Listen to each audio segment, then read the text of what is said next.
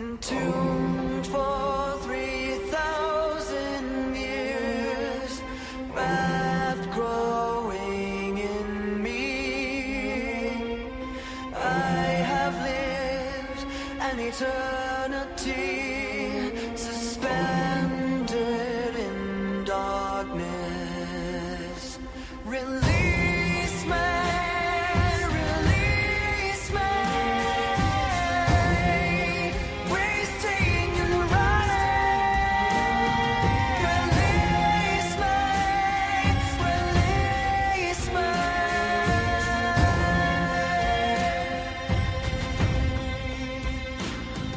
Condemned and bound, the sands of time have run out.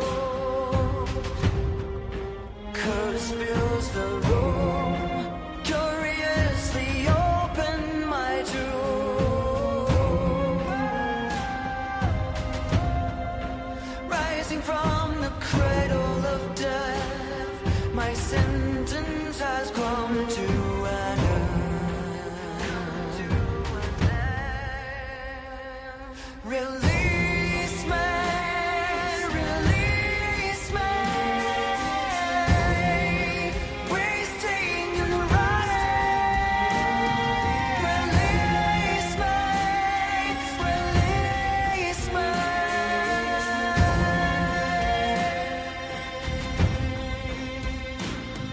My curse is your curse. Death is the gift I bring. Revenge in my hands. I feel no remorse. This is the mummy's curse.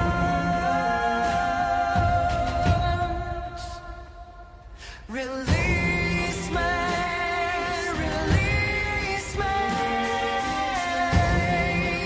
Wasting and running. Release me.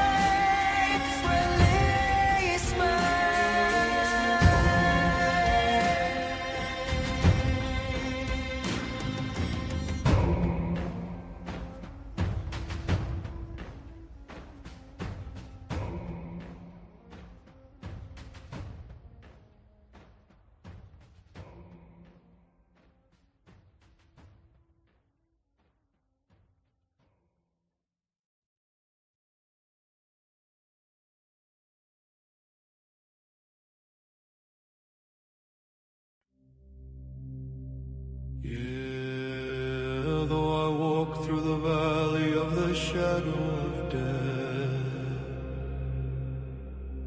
a good shepherd is he,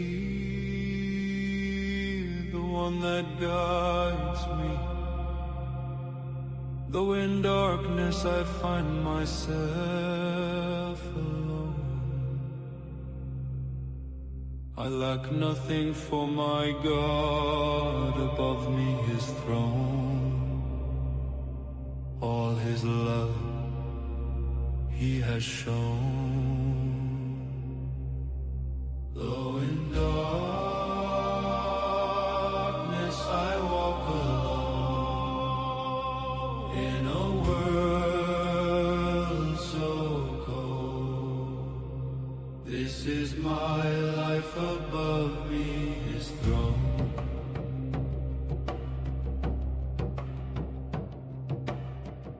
A silent storm of chaos follows close behind, but in Him comfort I find. I find still waters flow gently, reminding me in Him I find safety. Though in darkness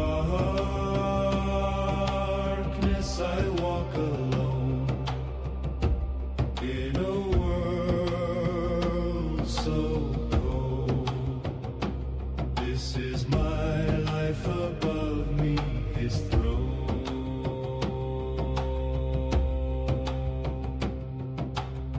I don't walk alone no matter where I go, on the highest mountain or or the back alleyways. The Lord with me, He stays. He restores my soul, renewed, unbroken. His righteousness spoken. Though in darkness I walk alone, in a world so cold, this is my life above me, His throne.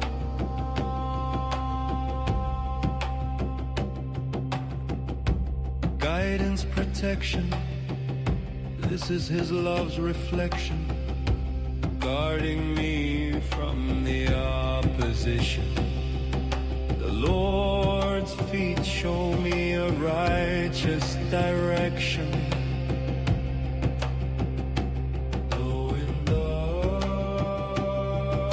darkness I walk alone, in a world so cold, this is my life above me, His throne.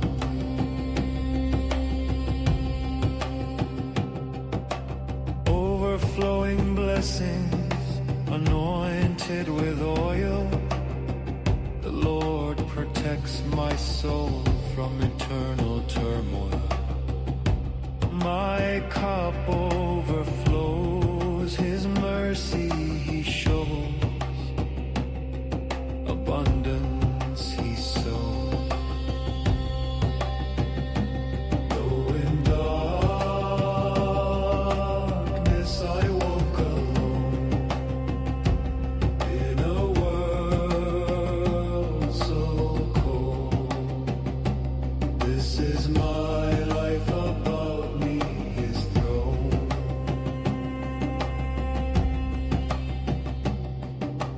I shall dwell in the house of the Lord forever, no matter where. For the Lord's goodness and mercy are in me, a faithful love entirely. Though in darkness I walk alone, in a world so cold, this is my life above me, His throne. I will fear no evil, for Thou art with me. I will fear no evil, for Thou art with me. Thou art with me. Kyrie eleison. Kyrie eleison. Kyrie eleison.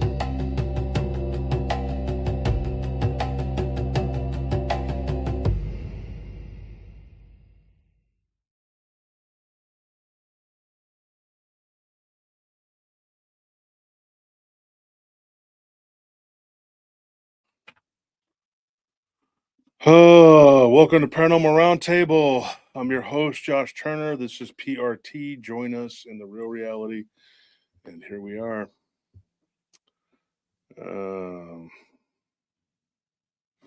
So we got a few things going on here, folks. Sorry we got a late start. I mean, it's almost 9 o'clock here, and we were trying to get started by 8, but we got some stuff happening.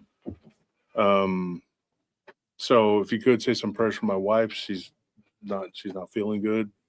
She's having some chest pains. Please, everybody that's able to, please say some prayer, and so that she can feel better. I don't like having to say, get into things, whatever. But that's something that I felt like needed to be said. She's not doing too good. I'm at the studio, and so I have um Madeline with her. So hopefully everything's fine. If I have to cut the show, sorry, I got to cut the show. If something happens and I have to, go be with my wife, and I'm hoping that that's not the case. That it's not going to be something serious. She's real not wanting to go to the hospital because everybody at the hospital has the vid and the flu, which is going around real bad right now. So she's kind of trying not to. Also, some prayers for our workers, Dorothy and her daughter, Dorothy Metcalf and her daughter, Caitlin. And because Madeline's having to stay back with Nellie, we have to have her go work tonight, even though her dog passed away, died this morning. So prayers for Dorothy and Caitlin. She was very attached to that dog. And she used to take it to work with her at a lot of different places. She couldn't take it everywhere, but she took it to a lot of different sites that we allowed her to. And so the dog passed away. It was a very special animal, and so that is sad. And so that's going on at the same time. So it's just it's a big mess, and now I can't get a hold of anybody to work. So now here we are, and Tony's kind of stuck up here until I get him. Got the wheel came in one vehicle. So if push comes to shove, I guess Tony, you'll head out first, and then we'll do what we got to do. Hopefully everything will work out and be fine, be okay. But there's no guarantees with stuff like this. So we'll do what we can on the show tonight. And so that's what's happening, just so you know. Thank you to the person that donated. We appreciate that. To Shadows.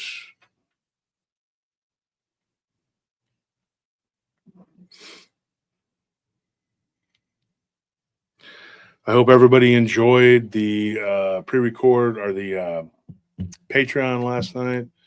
We did a live stream on Patreon last night, and it was we talked about a Bigfoot in Oklahoma.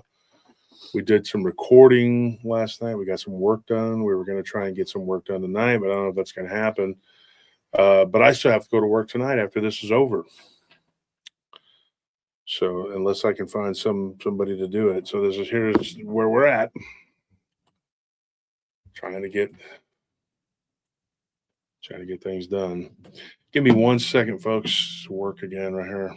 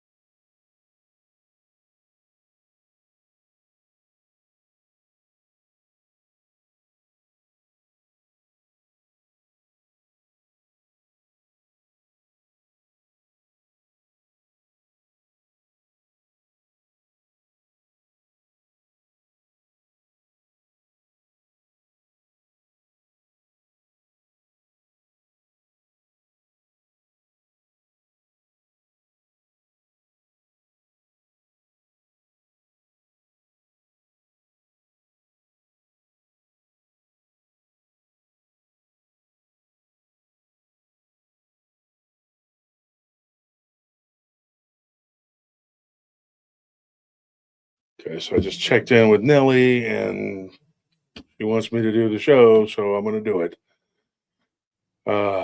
She said it's helping her watch me, so guess we'll do that. Um, I think she's okay. We've had this happen before, and like everybody knows she's got a condition right now, and so there's some things that we're not talking about because every time we say anything, these evil people attack us and say a bunch of crazy stuff, and Nellie can't take that right now. It's one of the reasons why we had to just put up a wall. You know, there's no more.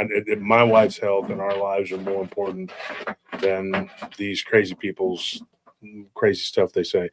If people want to go and believe what they say, if you are that stupid that you want to listen and believe what these lunatics say and the absolute garbage that they make up, then that's on you. You're a stupid person. And there are some people, there's some stupid people who I actually thought at one time were, they were friends of the show, and I thought they were more intelligent than that. But they've proven that they are really not smart people, and they say stupid things. I mean, one lady was like, "He chewed my butt out because of blah blah blah." I know what happened because, and I tried her friend that she was defending. She has a show, and the ringleader, he pretended to be her and did a bunch of crap. And even though I told her over and over again, I tried to tell her, "Look, I'm sorry. This is, he tricked us. No dice. She just wants to stay in her anger and be whatever." And this other woman is all in her anger because of her. And she's over there saying that I chewed her out, whatever, on the message I did. Because I think people should mind their own business. If you don't know the whole story, don't talk. But we're done with that. We've closed that chapter now. We're not going to get into that because that's the problem right there. Is that it has taken its toll on our channel. It's taken its toll on us as people, on our lives. It's disrupted the flow of information. It's disrupted our members, our people that support the show and do what they do. Nobody wants to deal with that, and we're not going to.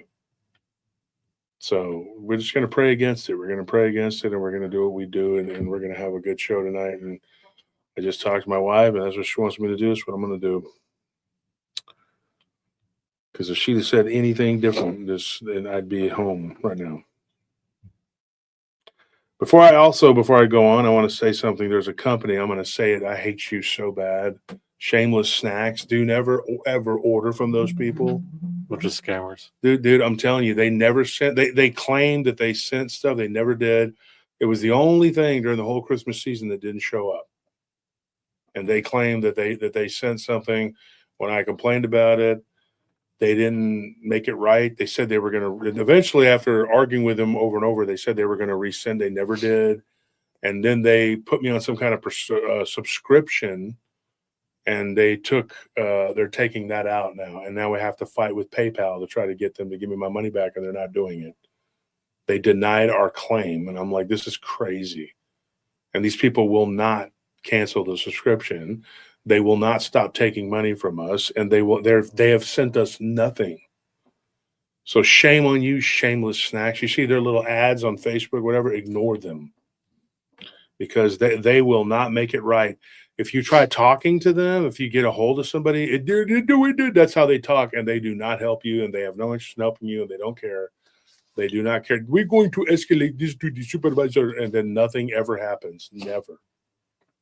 So to hell with those people. I mean, they are just, it's been a nightmare dealing with them. Yeah, just don't deal with them, man. I'm telling you, don't do yourself a favor, stay away from it. And then I find out that they use a sweetener in their stuff called let me see if I can get the right name here.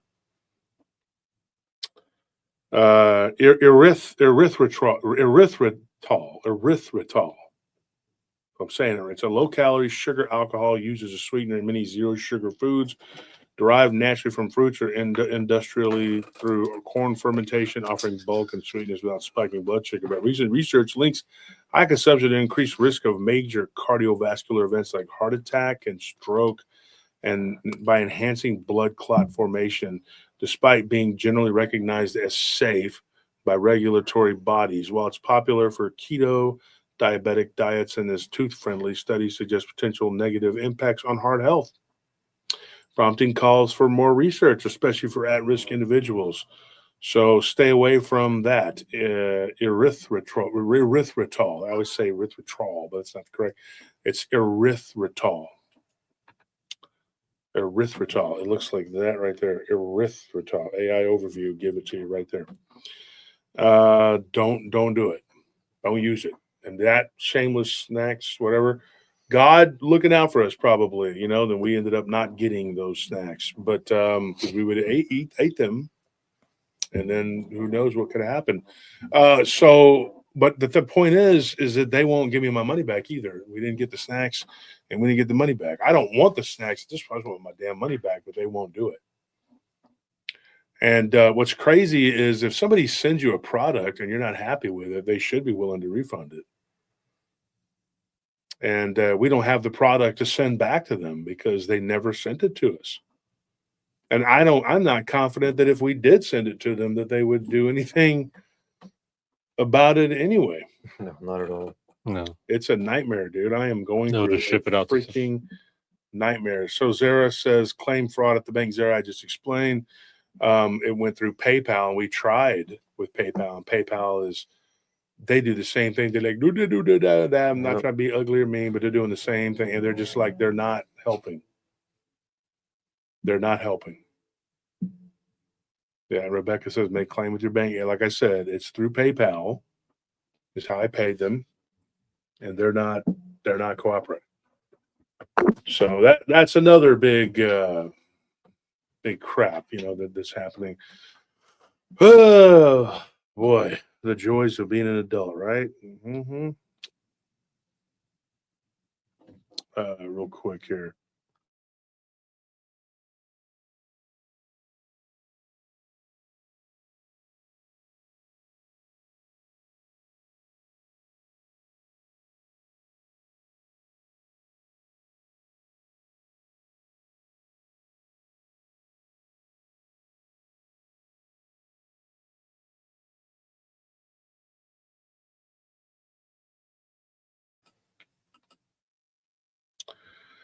So let me find my notes here because I was really ready for this show, and then Anthony had a huge fight with PayPal.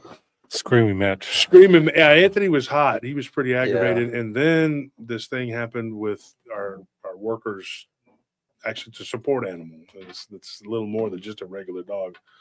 It was an emotional support animal, and very sweet dog.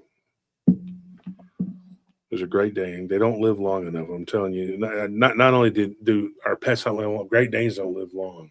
They just don't give you enough. I can't have one. They're sweet dogs, but they just don't live long. And then you have to go through the pain and suffering, and it's just, dang, man. Yeah, they're just big, giant teddy bears. Well, they'll be protective, though. Oh, yeah, that's I mean, for definitely. sure. But, like, towards their own people, they're just big old teddy bears. I remember the property my stepdad used to have, our next door neighbor had a Great Dane. And when I would go over there and, like, spend the night, sleepovers or whatever, I remember, like, he would, like, crawl behind me, and I would use him as a pillow to go to sleep. So I have a big heart for Great Danes. And it sucks when you see just a real friendly, sweet one. And, like, being that size, they're just not going to be able to live long. Their hearts. Mm-hmm. Yeah. Well, and Madeline just said it on there. The dog's name was Athena, and Caitlin Dorothy Metcalf's, who's a Patreon and a paratrooper. Her daughter works for us. A very sweet kid. I've known her since she was, a lot younger than she is now. Met him years ago, and Katie's in mourning. So let's please pray for them and the passing of their dog, Athena. I met the dog on a few occasions. The dog was always well behaved, and it was sweet. We had some people that complained, the residents, because it was big and scary. You can't convince people, though, about dogs. If they're, dogs are dogs. And they're like, oh, that dog, But yet they'll walk around people that'll,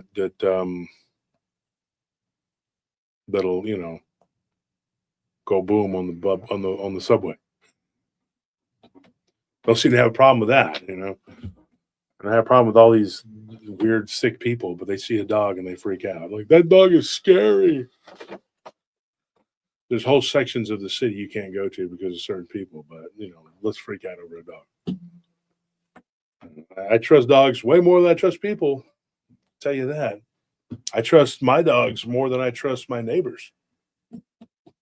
I don't even know my neighbors. I don't even like my neighbors. I've only met, now we've met 3 or 4. We had one, and we're just trying to get some people filled up here. We had one neighbor that she was across the street visiting, right? They just moved in a couple months ago. So she decides to park in front of our house. And I was like coming back home from patrol, and I was like, pretty soon, Tony was going to come in, and he parked in front of the house. And I was like, hey, wasn't rude about it. I was, excuse me, what are you doing? She just looks at me and just walks across the street, not even directly across the street. They live like another house over, like down the street. Like, why would you choose to park? There was no cars in that driveway, and there were no cars in driveway. There was no cars in front of their house. And she's like, I just felt like parking there. And I said, well, I feel like you should probably move. And she's like, why? This is exactly how she acted. This was probably like a woman in her 30s or 40s, Yeah. And she was just real snarky and smart mouth and just told me and Anthony, well, I'm going to park there. I don't give a shit. And she walked off. And I said, well, things happen to people's vehicles when they don't, I said, people have to park here. And she says, it's not my problem. I said, it's going to be. I mean, your vehicle, it's a nice vehicle. I wouldn't leave it there. Right? Let's not have problems here. I was like, and then she walks over to the neighbors, and then we go to check the mail, and we come back, and she's walking back out and saying more stuff to us about how she's been living in the city we're living in longer than we have. And I'm like, what? I was like, I don't care. I don't care about your reasoning. Your reasoning is skewed. I was like, just go park it over there. There's a whole driveway. It's 2 a.m. or 4 a.m, whatever. Nobody's obviously not going to be going and pulling in there. Just go over there. And it was a back and forth. And then she started talking about how we were crazy right wingers or some kind of. She started spouting off all this crazy stuff. I'm like, what are you talking about? Like, nobody even said anything about politics. There are no signs on my. Like, you don't know anything about me, lady. You don't know how do you know anything about me? You know nothing about me. Other than I know what she wears curtains on her body. Like, she probably takes the curtains down and makes, a dress out of it or whatever. And I was just like, look, lady, the only thing I know about you is you smell like patchouli and you're wearing curtains. That's all I know. I don't know. Other than that, I have no, But I was just like, dude, what was that? And then just the arguing. And then she was over there in their yard. She said she didn't live there. She was visiting. Yeah. So then the person that lived there, she comes out and she's talking really loud. She's like, yes, they're still here. Yes, please hurry, officers, hurry. They're here. We're just like parking our vehicles and walking inside. I'm like, I don't know what this person's doing. I don't know what. I was like, who are you calling? She's like, the police. I'm like, okay, well, you're actually parked, on our curb. And she says, we can park anywhere on this street. It's a public road. I said, well, if that's the case, then why don't you park over there? Yeah. You're just making life hard. I did not get mean, loud, and cuss. I didn't say this. I was like, this is stupid. I mean, I did say the S word. I said, this is stupid. This is stupid. I'm not going to sit in a town. I went inside. I go back out, and they're still out there in the yard making a big scene, and these are the people that need to go and protest. They need something to they have to be upset. You are infringing on their dumbness. They have the right to be dumb. And here you come with intelligence and common sense and critical thinking, and that, you're just like, right? How dare you? Yeah. And then Anthony told them to go back to Austin because that's where they're because they're in Cedar Park. And I mean, Everybody already knows now we've been doxxed. But they were like, she's like, well, I've been in Cedar Park for a long time. How long have you been here? I said, don't worry about how long I've been here, lady. No, I said, I actually guarded this area when it was being built. You're welcome. I grew up in this area. I didn't grow up in this area, but I guarded the area when it was being built. So you're welcome. But Tony has been here his whole life. And I said, what is this? And she says, you go back to where you came from. I could go back to where I came from, and I could act like a dumb redneck too. Would that make you happy? You city bitch.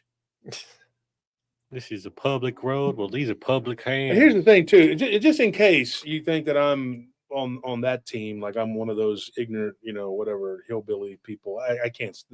I hate those people with a passion. I really do. They're disgusting and vile. Here's one of them right here. Cody Roberts. He's a felon, animal cruelty. You look at him. He looked like some of them guys I play ball against.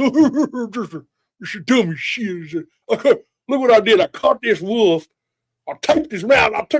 I'm holding my Coors Light there. Dumb as shit. The Old Testament. Anger. Vengeance. Bloodshed. Blood That's sacrifice. what he is.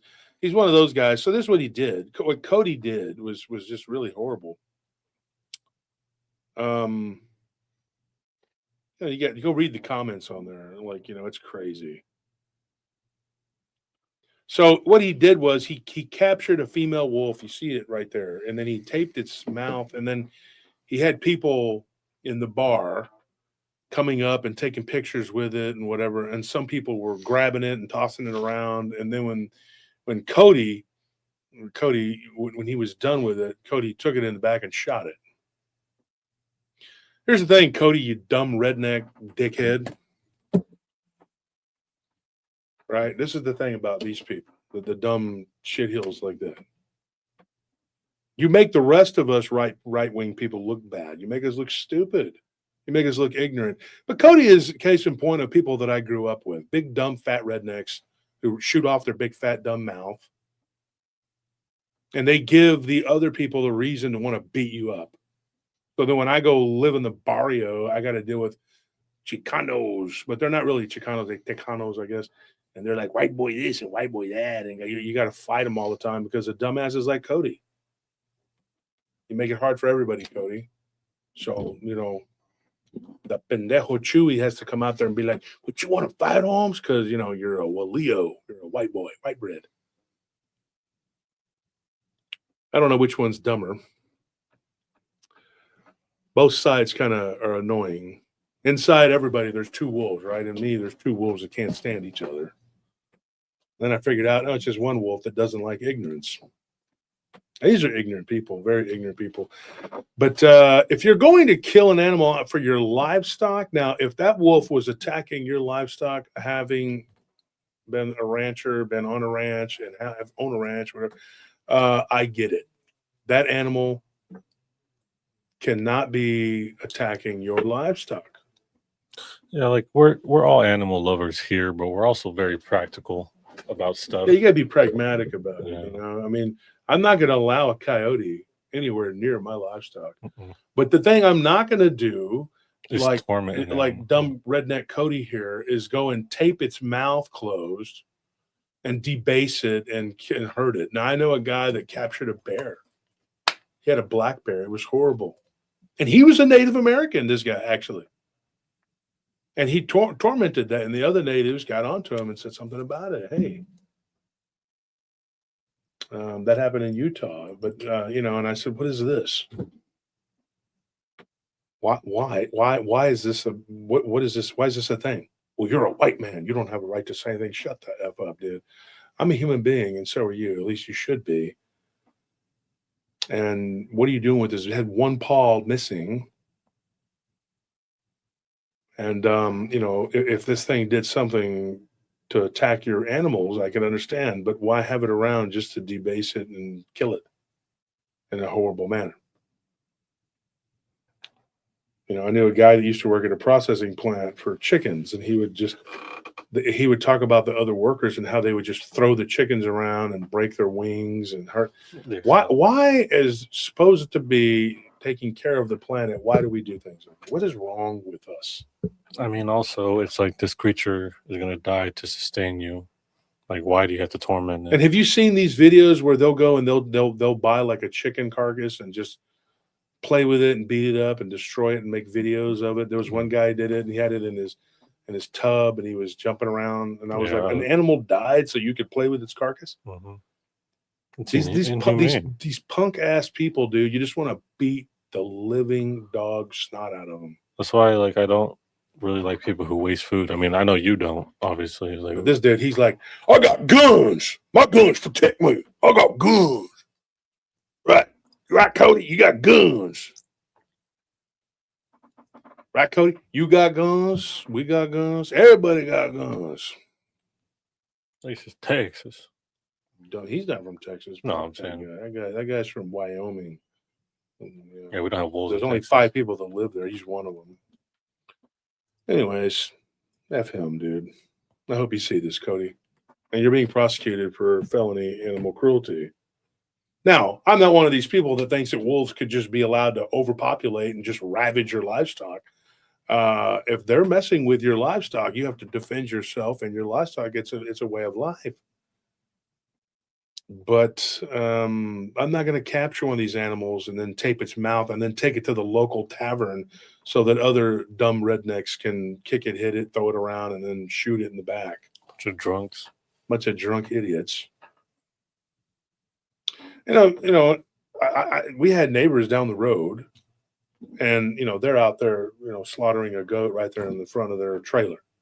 They're Latinos, and I'm like, it's a little,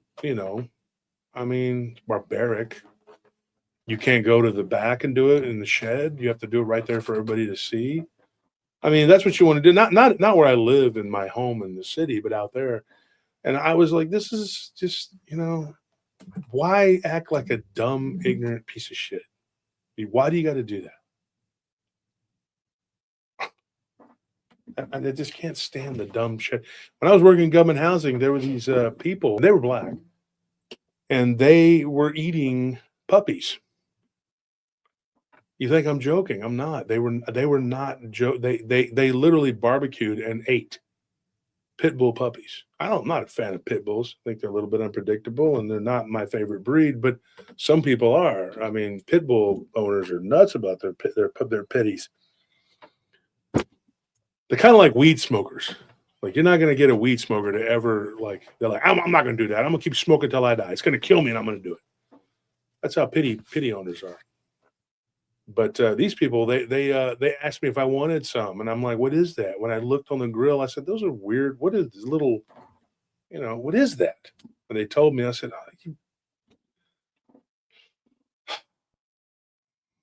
So, I got in some trouble because apparently it's not illegal. At that time, this is the mid-90s, it wasn't illegal to do that. Can you believe that? No, it's insane. So I got in trouble because luckily there was a person there that I was friendly. There was a few of them that I was friendly with. So the person that did it and tried to feed it to me, I ended up putting hands on this person because we got into it. I said something, get out of my face.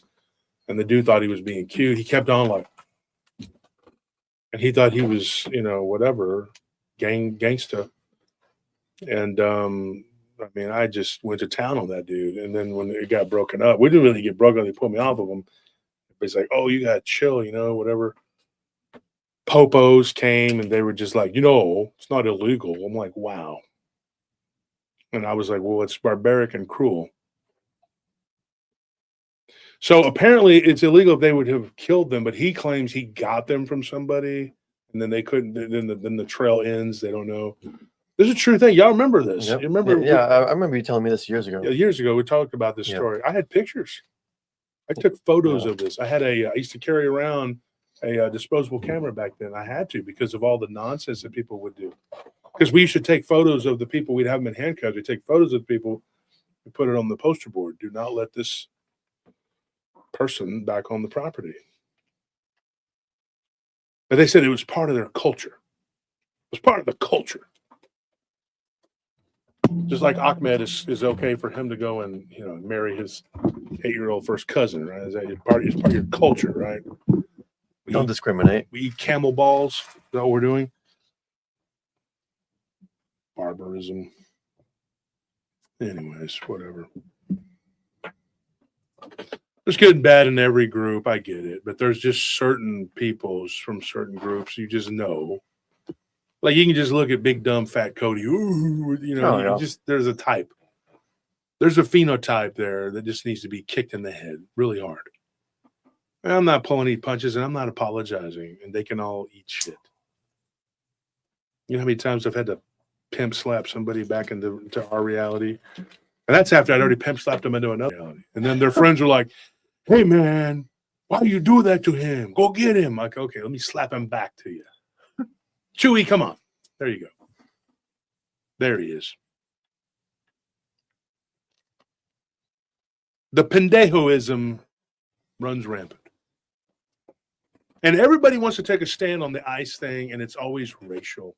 I got a couple friends, you're Hispanic, you know who you are, and it's every day with your bullshit about the ICE thing. You're only on the side of this white liberal woman because she was shot. Otherwise, she's just another white liberal woman. Stop it. I don't care about her. Stop your bullshit. All right? You're just mad. They're only deporting brown people. No, they're not. Why don't they deport a bunch of white people? You know why they don't do that? I'll tell you why. Because there's not a bunch of white immigrants coming here.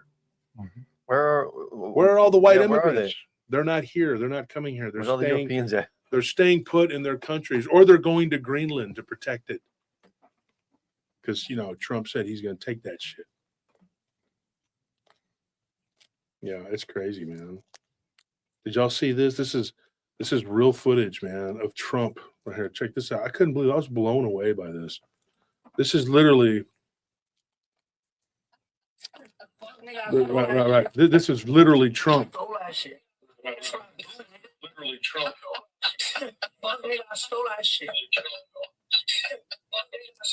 You see that? I never thought I would see that. I couldn't believe it. I saw Trump bragging about how he stole it. You see him? He was holding a 40. Actual real life footage. He had a beer. It looked like it was from Denmark, and he was bragging. Mm-hmm. He said he stole it. Never before seen footage. It is unbelievable. The things that he has done, the crimes that this man is capable. We broke the story here on PRT. There it is, man. He's like, I stole that shit, man. He was intoxicated. He's standing there in Greenland. He's bragging. He's drunk. Borracho, as they say in the hood, right? He's borracho. Or as they say in the black hood, he's throwed. He's throwed off, dog. You're totally throwed, man. Throwed. I put that on God. He throwed. Why you want to be like that? Put that on my set. I can't believe my opinion. That's what happened. Put that on my colors. Well. That's real. And then they get mad and they're like, we're gonna do something to you. You ain't gonna do shit. None of you are. I talk shit about Ollie. What are you gonna do? I'll be like Trump over there in Greenland with a fur coat, a fake one. I don't believe in killing animals like that. What are you gonna do? You gonna beat me up? I don't think so. What are you gonna do, Cody? You gonna come shoot me with your dumb beer redneck guy? None of you are gonna do anything. Just talk a lot. Just talk a lot. Because I'm a real man. Real men do real things. Wussies talk about doing things. They don't do anything. They never do. I deal with more crap in one night than you. I promise you. Those kinds of people, I deal with more crap in one night on the patrol than they do in their entire year. People say, it's been a rough year. Has it? Because we nearly died, us three, twice. And then we nearly got arrested for fighting and defending ourselves against Venezuelans. Yeah. Oh, wait, they were Hondurans. My bad. Whatever. I forget whichever piece of shits they are. The point is that you don't tell me about how you had a rough year. The war drags on with these lunatics, the Codys of the world, right? It just keeps going. The war is the war. The Chosenbergs keep chosen. We keep paying taxes. Every time I turn around, I'm getting hosed down for this tax or that tax. Just getting F to death by everything. It's just crazy, man, right? It's crazy. And we're all supposed to fight for the Middle East.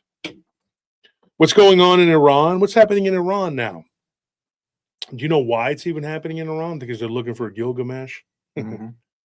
The real reality. I had somebody telling me, "You're so dumb. You don't even really know what's going on in the Middle East." I was like, "You're so dumb. You believe what they tell you it's going on."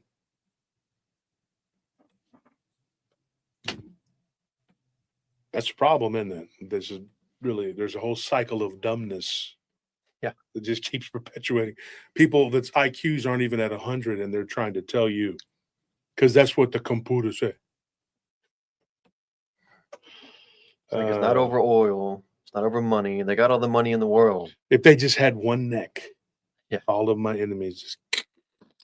No, you have to have a bunch of different heads. But anyways, hey, it is what it is, right? We are here together. Rising above the dumbness, folks. Rising above it. We are rising above. Just all of you paratroopers, I love you. You're the paratroopers. You know what? This is how I look at my paratroopers. I got to do this. I got to show you something, and then I promise I will get started with the most epic show you've ever heard. This is my cover photo. This is my paratrooper. This is what you are to me. Look at that. One more time. You see that? That's the paratroopers. He actually just held up a mirror to y'all. You're ready to knock the living snot out of the ignorant. Because we are here at Paranormal Roundtable. We're here to knock the snot out of the disbelief of these people, and we're to knock the ignorance out of these people. There's so much ignorance there. We got to get rid of the ignorance, right? So tonight, what we're going to talk about. So we're in the Middle East tonight. The horrors of the Middle East, right? So there was a guy named Hasakim, Hasa Akim, not Hasakim, Hasa Akim, and Hasa is.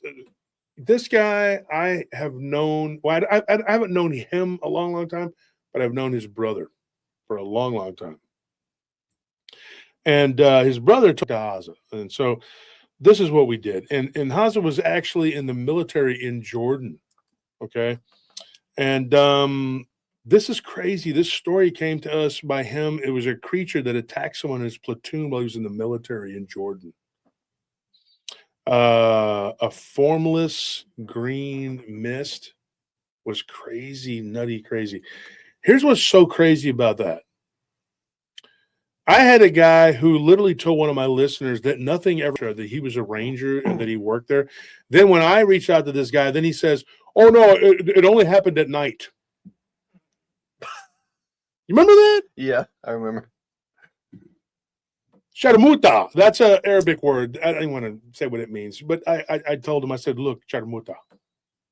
Right? And then I said some other choice words in Arabic that I'm not going to repeat, or bad words. And I said, "You are just, how ignorant are you? What does it matter what time of day a demon comes out and eats you?" When the sun sets, the world stops existing. Right? Well, to them it does. Yeah. And then he was like, "1,000 curses on you and your camel." I said, "Well, that's great because I don't have a camel." He didn't say that. No, But if I did, you'd probably put it in a pit and eat it, wouldn't you? You idiot. Have you heard of that?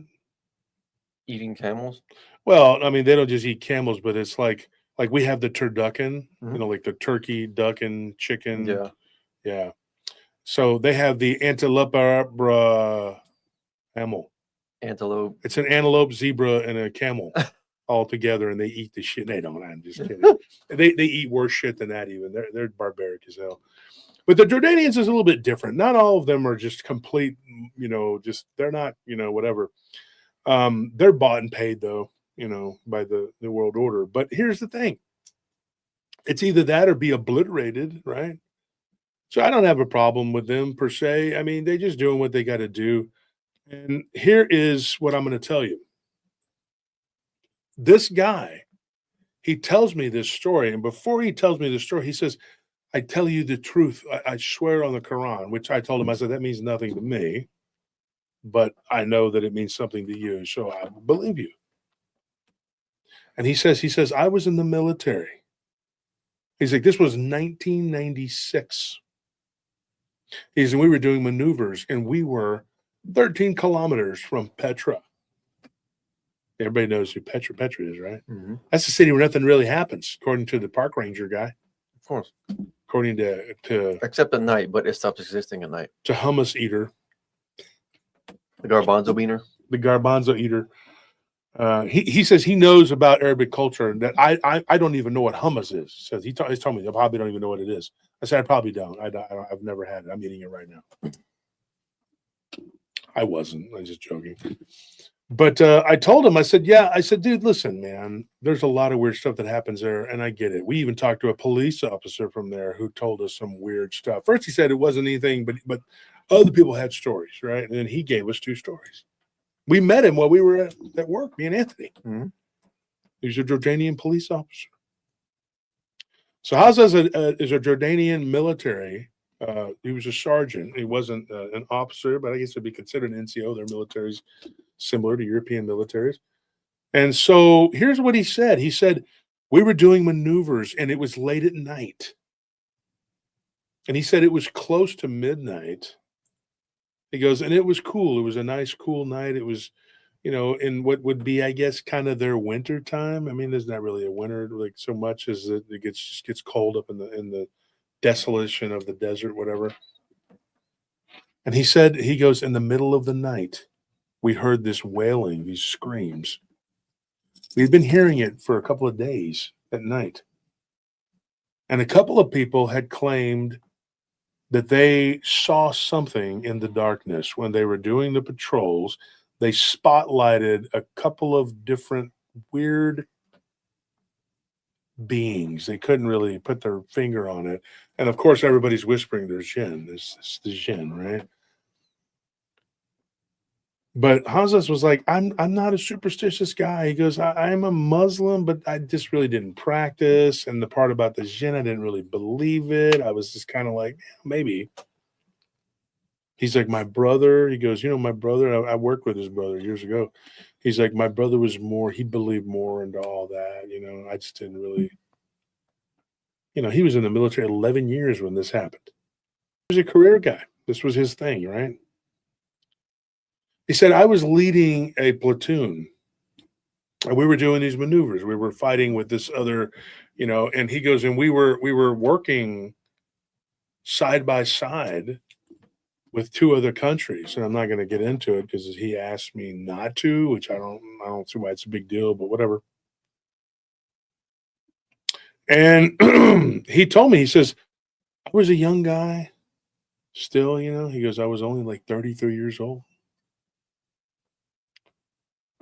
So he went in when he was 22 years old and he was 33 because I was still a relatively young guy. And he's like, and I'm telling you, he goes, I don't lie, man. I'm not making this up. He goes, we heard screams coming from one of the areas of the encampment. And by the time we went over there, he's like, there was a guy whose body was halfway in the sand and halfway out of the sand. And his face was literally like it was being eaten, like there were big bites being taken out of his face until there was this big chunk that came out of his head. And then he was just like, and he stopped like that. It just ended. Boom. He's like, it was horrific. He goes, I saw it with my own eyes. He's like, Wolf, if I hadn't seen it with my own eyes, I wouldn't believe it. He goes, even if another soldier told me they saw this, it was like this green mist around this guy. He's like, and the mist was eating him. And he was being pulled down into the sand. And I asked him, I said, what in the hell did that? What was that? What could have done that to a man? What could have taken a man and done that? don't know. He's like, I don't know. I can't tell you what could do that to a person. He's like, we have all kinds of stories in the desert and in Jordan. He's actually Arabic, but he's Bedouin, so it's not totally like they consider themselves to be like the original people there, and the Arabs were kind of like interlopers. They came later and whatever. Well, he's like, my people were here long before the Arabs were here, because I was like, oh, I thought you were Arab, and he's like, but you're not Berber. He's no, I'm a Bedouin. And I'm not even going to try to pronounce his clan name because it would. Every time I hear it, I think of Krav Maga. I know it's not correct, but it's something like Krav something and then whatever. Kra'af Allah or some. It just sounds like I'm butchering their names, so I'm not going to do that. But the thing is, he goes, I did some research after this. When we got back to the capital, he's like, we were debriefed,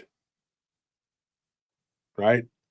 And he's like, I had no answer for what had happened. He goes, I could not believe my eyes.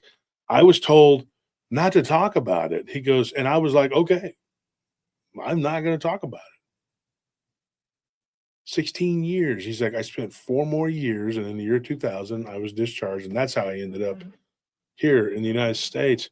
And I talked to his brother about it. His brother, through a mutual friend of ours who's a DJ at a strip club. I don't hang out at strip clubs, but his mutual friend of ours spins at a strip club. And he said, hey, man, do you know this guy? And I said, I know Hassan. And do you know Haza? And I said, yeah, I know Haza. Barely. I've just met him once or twice. He said, well, they're trying to get a hold of you. They want to give you a story. And shout out to my friend who gave them the information, DJ Crew. And I've known him for a long time. And so, yeah, I told him, I said, hey, give me my information. Let's talk. The story, I don't know if I did it justice because it was crazy because what happened to him, he says it was so graphic, dude, to see this person being It's gruesome. by a green mist. And there were like bites taken out of him. And then finally, nobody would go near the guy. Nobody wanted to go near the guy. One person that was close to him had his arm, basically, it looked like something had chewed part of his arm. Like, you have your arm, like this part, like below, like where the tricep is, all that. It was just like there was no flesh on there. So that person lost like the lower part of their arm, of their upper arm. And there was a bite taken out of his shoulder, but it was large. And it was the bite, get this, the way that it was described to me was like if he was bitten by a hyena. Kind of reminds you of the Boltengian. Yep. But they didn't see anything. It was just this green mist that was like attacking these guys. Green mist, green eyes. It's always like whenever glowing green anything is reported in these stories, it's always malevolent. Yeah. Every time. So, you have, and not everybody there in Jordan, I can tell you that. They're not a bunch of backwoods, stupid people. If you were to research Jordan, they're to be like upper middle class. A little bit more developed, yeah. They're and Amman is the name of their capital, which is weird because Amman's also the name of a demon. Ammon, Amon or Ammon. Now, of course, the capital is called Amman, Ammon. But and of course, that in that region at one time, the Ammonites. They'll argue with you. No, we weren't pagans. Yes, you were. You all were. But Jordan is not really the way that they that they cut it and stuff. We've talked about it before on the show. It's not correct. Yeah. It was just British imperial colonialism that did it. And They just divided it amongst however they felt like with the It's land. arbitrary lines with like Yeah. different tribes within the same borders. The river became one of the demarcation lines, or what do you want to call it? What's crazy when you look at a map of this place too, and we did that last night on the Patreon. The Patreon last night was really fun because we got to talk about all these Bigfoot cases. Well, not all bunch, but 3 or 4. But the touch base on some different stuff because the Bigfoot phenomenon is really big in Oklahoma, and we talked about some strange cases that were very similar to one another, spanning over 3 different cities, or the areas around those cities. Mhm. And we were using a map and everything. And so get this, we're going to be doing that, the Patreon. We're going to do the Patreon every Tuesday now. We made up our minds. There's going to be a Patreon episode every Tuesday, and it's going to be a live stream for now. It's going to be a live stream.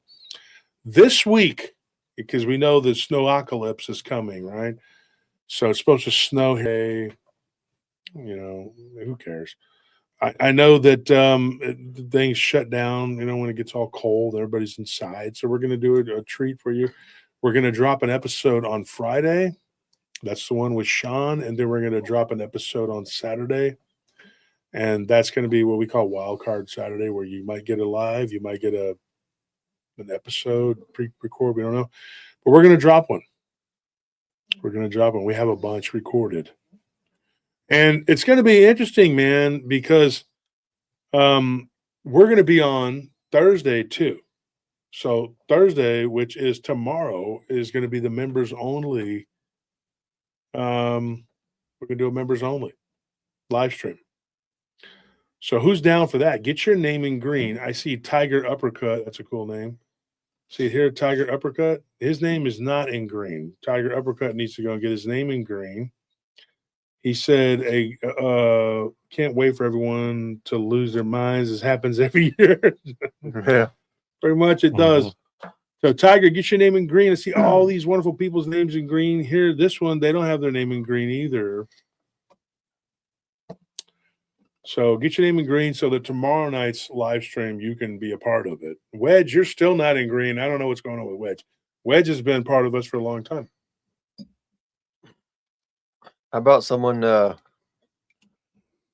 starts gifting memberships and maybe Wedge will get one? Yeah, exactly. I challenge anybody to give away 50 memberships. Make it 500. No, we don't need to be crazy. Give away 50 memberships. Just try to be at Times least 10. under 10 times. 100, right? Yeah. So 99 gift memberships. So whoever gifts gifts, let's do this. Whoever gifts 50 memberships, we can't do a whole lot. I mean, what can we do? We'll give you one of the PRT lamps. Do we have any left? Yeah. Go get a PRT lamp in a mug. There's somebody Holy gifting crap. away 5. We'll give you a PRT mug. We'll give you a PRT lamp and a hoodie. But you got to give 50 memberships. 50, right? Or you know what? I'll even make it nice. I'll be nice about it. Well, no, this one's not even open. I can't show them that. There's one on the David Buchholz gifted 5. Law Morgan gifted 1. Two Shadows gifted 5. Can you turn this on so we can show people Yeah. what it does? If we can get 250 gifted membership, just to 50, I'll give the person who gave the most away. Or you can just do 50 right now and I'll just give you all this merchandise. Look at that. See, look at that. Isn't that cool? It matches my hat. You can drink I from like it. You can use it as storage. We love merchandise. Everybody loves merchandise. Here's the thing. I got a really cool compliment the other day from one of the author friends of mine. He's like, dude, your merchandise is the best. You have the coolest merchandise. I'm like, dude, I know. And you know how humble I am. I'm like, I know. I always show all my friends how humble I am. No one's more humble than I'm me. the humblest of the humbles. Everybody knows that. Everybody knows. You're the most humble people in the world. I walked in, I saw him, I was like, wow, he's so humble. There you go. I saw the humbleness in his eyes. Thank you, Tom.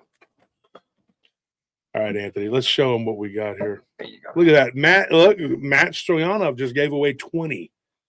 He's in the lead right now. Matt's in the lead here. Let's see what we got. All right, so go ahead and flip the camera. We'll flip it. Oh, man, it's it too- doesn't show up to. it's too Oh, bad. here we go. Here we go. Now we're cooking with Now fire. we got it. If you we go. received a Change gift the colors, look membership at that. from Matt, make sure to thank him, man. That was awesome. Yeah, There we go. Matt's a Move out of the kick-ass dude. Ain't that something special? So we got that. We're going to give away that, a mug, and a hoodie. Yeah. To one lucky winner. So far, it looks like it's going to be Matt. And if, Matt, you're already a Patreon member, or if you want to give away, just tell us, hey, I want, this color, and we'll try to accommodate you for that. And don't forget, we're going to be here Sunday, come hell, high water, or sleet, snow, ice, whatever, unless the internet is out. But we're going to be here, and Sunday is Tony's birthday. And Tony, I don't know if you heard me say this, but all proceeds, all the donations on Sunday will go to Tony. They're going to be him. They're going to be his for his birthday. Oh, Man, wow. If you didn't hear it, you shouldn't have told him. I definitely didn't hear that. Wow. Well, now. You So messed let's up. see here. We got 5. We got 1. That's 6. Plus 5. Let's see here. Gifted 1. So Morgan gifted 1. So that's 6. That's 11. And then we got Jordan gifted 1, right? That's 12. And then 20. So we're at 32 now. We're at 32. So let's see what we can do. We can get the memberships up because I want more people to be able to actually be able to watch the show. That'd be great. Zara Gonzalez did her membership there. These are the smart people. Rebecca says, I got the membership on the other channel. So she's got it. She's got it on her other. I know that we're like kind of silly about it, guys, with the Trump voice and everything, but like in all sincerity, we really do. Like I fully believe we have the best audience of any channel, of any group on YouTube or anywhere. Like we really do have like the best and the brightest, the smartest people are like right here on the YouTube channel, in the Facebook groups, like and everything. Just thank y'all so much for everything. Like all these gifted memberships, everything. Like y'all are just generous and just like really, y'all really make it all worth it. So just in all sincerity, thank you. Yeah, and so somebody there has a question. You want to answer that? What is it? Oh, who can I give the memberships to? Well, it's just random. Like unfortunately, YouTube doesn't let you like pick and choose who you give your membership to. So you choose how many, and it just picks and chooses whoever's in the chat who doesn't have one He already. doesn't have one already. Yeah. Gas station sushi. I had such a hard time like trying to figure out why you weren't able to chat. So I'm glad you're here with us, because Yeah, that was. you definitely weren't banned, and I scoured our ban list to try and find your name, and you were not on there. You were not banned for sure. So here's the rub, right? Here's the rub. So when I talked to Hazakim, he tells me basically that he had not said anything about this man who was eaten in the desert by this green mist, the one that was in close proximity to him losing his arm. He said the year before he got out, it was in 1999, he goes, and everybody was all afraid. They were freaking out over the Y2K. What are we going to do? It's all going to come crashing down. Y2K, it's nuts, right? So he said that they had beefed up some security there near the presidential palace. They don't have a president, they have a king. I think it's King, what's his name? Abdullah, whatever. Yeah. King Hussein, right? Abdullah Hussein. I think so. But anyways, they were all worried about it. They were like, oh, we got to beef up the whatever because it's Y2K, so there could be mass looting and everybody's going to turn into a lizard or whatever. So they were worried about all of this happening. So what they did was he was part of a special forces unit. And an interesting guy. I've looked at his pictures that he had from back then. He had all these pictures and things that he had his training and so he was there. He got to actually be on at the gates of the presidential palace or the king's palace. And one of the things, the rumor went around that on that unit years ago that he was involved in, the guys that were in that particular platoon, they all eventually died. And that was not his platoon. He had his platoon and he was in charge. And there was another platoon and it was adjacent to him, and that's the one that was got attacked. But over the years, they had all been killed. The rumor and what he heard was that there was one guy. I should probably not say his name. Maybe his family will recognize it because it's such a uncommon name, Muhammad. Oh, that's a dead giveaway right there. Because it's the most common There's name. so few people Not just in named the Middle Muhammad. East, but in the entire world. But no, but there was a guy named Muhammad who actually in that unit who stole this jewel. He stole a jewel, and it was from one of the embassies. This place that was a, and if I remember the country, it was something. It wasn't something. It was like some innocuous place, and he was a guard there on the outskirts where they had an Ammon. And I can't remember the country. It was some like small, like I want to say Yemen or something like that. But it does matter because there are weird demons, weird archons from these different countries. But there was this like tiger, and I guess it was missing one of the eyes. They were green. They were like emeralds, pretty big stones, and it was real. They were real emeralds, and it was in this tiger's eye. But he took the other one.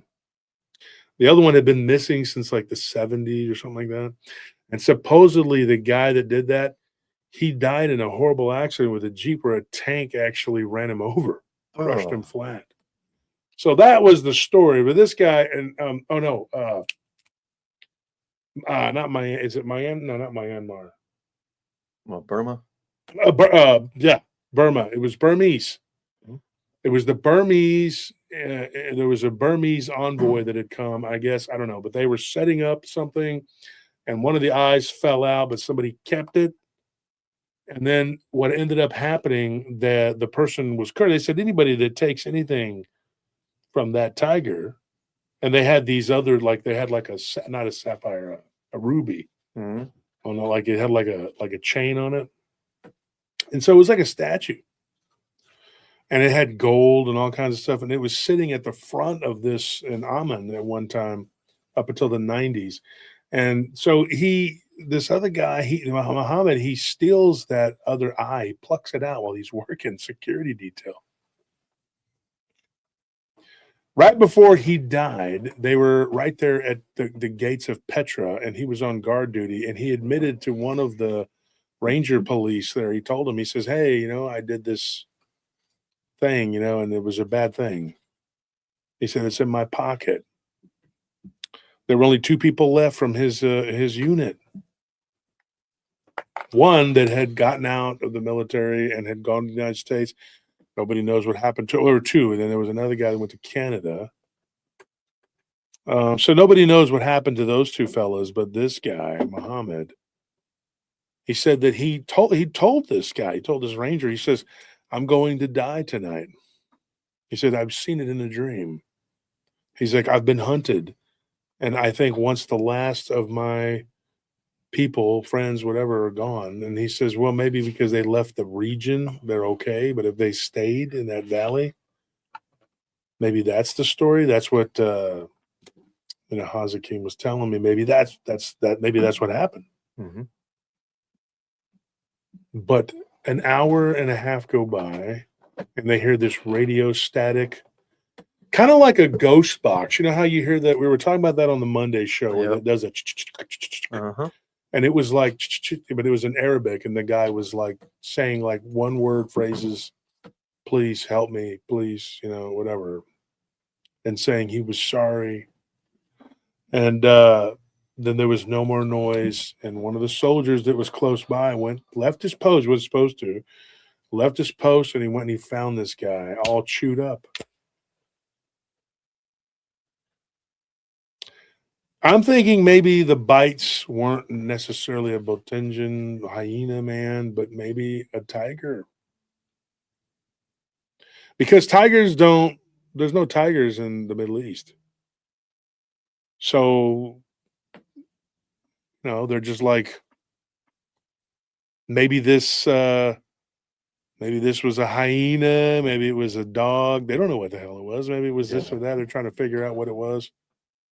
They knew what the bull tension was because a lot of those people had gone to work in Africa and they came back with stories of it. If you need a cough, dude. You're like, just do what you got to do, man. I mean, just whatever.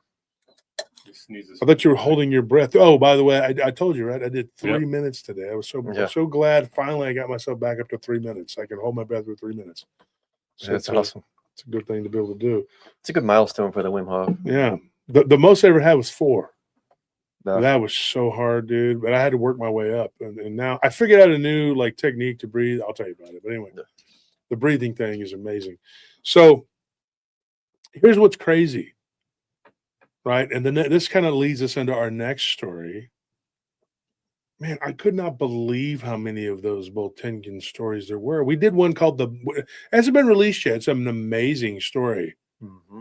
And I think I did a pretty damn good job of covering it. I'm kidding, bro. You know how humble I am. But this, no, I'll say it. You did. Yeah, this guy Menza is a friend of mine. He's Zulu. Mm-hmm. I met him years ago. I said like 2 Zulu phrases, and he's like, "You speak Zulu?" Blah, blah, blah, blah. I'm like, "Hey, whoa, hey." Slow your roll, man. I know how to say hello, good day. Let's not get carried away. But most Americans can't even say that, so at least I can say that. But he was a cool guy, and he was from Pretoria, and he worked with the missionaries, and the story is called The Leopard Man of Botswana, and we had talked about it before, but we recorded it now finally over the last couple of days. We got it done, and I really wanted to just make that one a free episode, but we'll see. But that story. It's really crazy because Botswana has the same thing with the hyena man and all that. Mm-hmm. And those people that go and they work in Lake Chad in that area. It's a very massive undertaking. So there are a lot of Arab people and Indian people that go and they work there. And they have seen lions and tigers and hyenas. These things are not a normal animal. They're huge. And then they can stand up on their hind legs and bite people's heads off. Like, that is not a normal thing. You know what I mean? Like, come on, dude. So what this guy was talking about, he was basically saying that there were these shapeshifters that could do these things. And the guy from Burma was like very adamant that guy that stole that stone, he was cursed. And here's what's even crazier. They talked to a guy from the Burmese embassy and he didn't even want it back. He said, bury it in the sand near Petra. Don't bring it back here because now it's cursed. You were never supposed to remove those eyes. And one of the ambassadors from their country, they shut the embassy down at one point in another country because that statue was there. And when this guy had moved it, like, he messed up the gold chain and he died. His own wife shot him on accident, thinking he was an intruder. This was in another country, but that's crazy. I believe it was the Philippines, but it was crazy. Can you imagine? So then they said, well, this statue's cursed. Let's send it to some other embassy. So what did they do? They just threw a dart at a board, like, took the blindfold off. It's in Jordan. Good luck.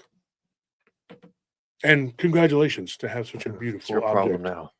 Kind of looks like those ugly statues that you see advertised on Facebook with the Scrooge McDuck and the weird colors. Yeah, it's all like chrome. Yeah, and it's chrome and colors, and he's holding like champagne bottles. So gaudy. It's so tacky. And they have somebody standing there, and they're always doing this. They're holding their glasses. Like it was so stunning. It was like the guy that saw the blobfish lady on the tail of the Handmaid's Tale. Yeah, you look stunning.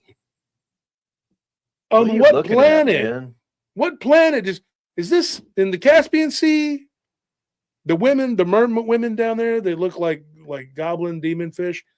is she stunning? Is that where she's from? And she's by that metric, yeah. she's she's gorgeous. The statue of Bugs Bunny with the boxing gloves. Oh, and then he has his glasses behind him, and he's like, And then there's another one where he's like, This tastes like wax. Yeah, sure, dude. Yeah, you're stunning. These statues are amazing. Keep them coming, China. We want them. They're like, this statue make everybody happy from another state. Put cheese on it. Because then they like it more. Put cheese on MSG Went- and lead. Went to a buffet one time and they had the salmon with cheese all over it. I'm like, Yeah. what? And they're like, you don't like? No, I don't. American love cheese on America everything. put cheese on everything. Everything. I mean, that's okay. Nellie used my account. She had that. It said something about eating cheese out of the bag or something. And I was like, don't put that. People are going to look at me and be like, oh, that fat ass. He's over there eating all that. I don't eat a lot of cheese. Big fat American love put cheese on anything. Big fat American cannot even eat egg without cheese or put a cheese on the pizza with cheese. Put more cheese. You fat. Right? You're in the middle of a sandstorm. You got sand all in your mouth. Oh, you know what I need? The gorgonzola. You know what? That'll go good with the sand. Better yet, some feta. It's got the same texture as the sand. Just more salt, It'll go with it. more sodium, right? Just because Rick Dult says I'm lactose intolerant. Yeah, in parentheses, right? Salmon and cheese. Yes, Jessica, salmon and cheese. And Amy Krill says, what artifacts were you having appraised? Dick Richards was probably buying those. If y'all could find those statues, they're so gaudy. Maybe you could look it up and see if you could find them. That's probably what it was. He had one of those Bugs Bunny with the boxing glove statues. Scrooge McDuck with the money bags. They're horrible looking. They're terrible. They're so. Unless you were willing to blind yourself to stare at it for a long time, you would have no idea what it is just at first glance. I can't remember the name of the company. I was showing you the other day, Tony, and Tony was like, "What is that crap?" I was like, "Dude, something we'll never sponsor. Believe me, it's horrible." But so this statue, the guy said, "We don't want it back. Don't bring it here. We just leave it. Let him. He died. Whatever." And the guy told him, he says, "I've been stalked and hounded by this being for a long time." And then so 1999, right? He gets word, Hakeem, he gets word. He's like, what happened? Well, when they found him, there were huge chunks of his flesh gone. He didn't see any green anything. It was just chewed up. And in his right hand, was this green emerald that belonged in the eye of the tiger. But it actually was returned because the Jordanians were like, yeah, we know what you said, but we don't really want to keep it. So there you go. So they gave it back. Ghostly Night Nectar says, Wolf, what are your thoughts on the what is it? MOTU movie? I should know what that is, but what is it? What is MOTU? I don't know. I don't know what that's an acronym for. Mothers of the Universe? I think he's saying Masters of the Universe. Is it a Masters of the Universe movie? Is there a... Are they making one? Are you talking about that old live action one? Oh, with Dolph Lundgren? Yeah. So far, though, nobody's done it. They haven't given all we need is like what? How many was that? 32? So we need like 18 memberships, man, and somebody can win that. Tiger Uppercut says there's going to be a new one. So here's the thing. They give the eye back. And so everybody freaks out because, this is supposedly there's a curse or whatever, And while they were there during the Y2K, like right before, it was like a month before the whole thing happened, there was a soldier that was guarding that. He was right in front of that statue. And he says, when they put the eye back in there, all night long, every hour or so, he would hear a growl, and it was coming from this tiger. And it's a big tiger statue. And then he started complaining to his unit commander that, and he's in the security forces detail. He's he's up there to be able to have that position. He's trusted, right? He starts complaining that I'm starting to hear noises, and they're like, well, maybe you're just insane. Maybe you're just a crazy person. He says, no, I'm hearing noises at night, in the room that I was given. And then one day he doesn't show up for formation and they're doing the roll call. They did this little roll call thing. And they go back to his room in the little barracks there, and he's dead. No cause of death, just heart stopped, and well, that was all she wrote. Crazy.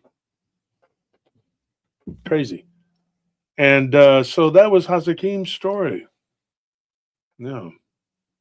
He said after that, when he saw that guy being chewed up by the green mist, he goes, I could never get it out of my mind.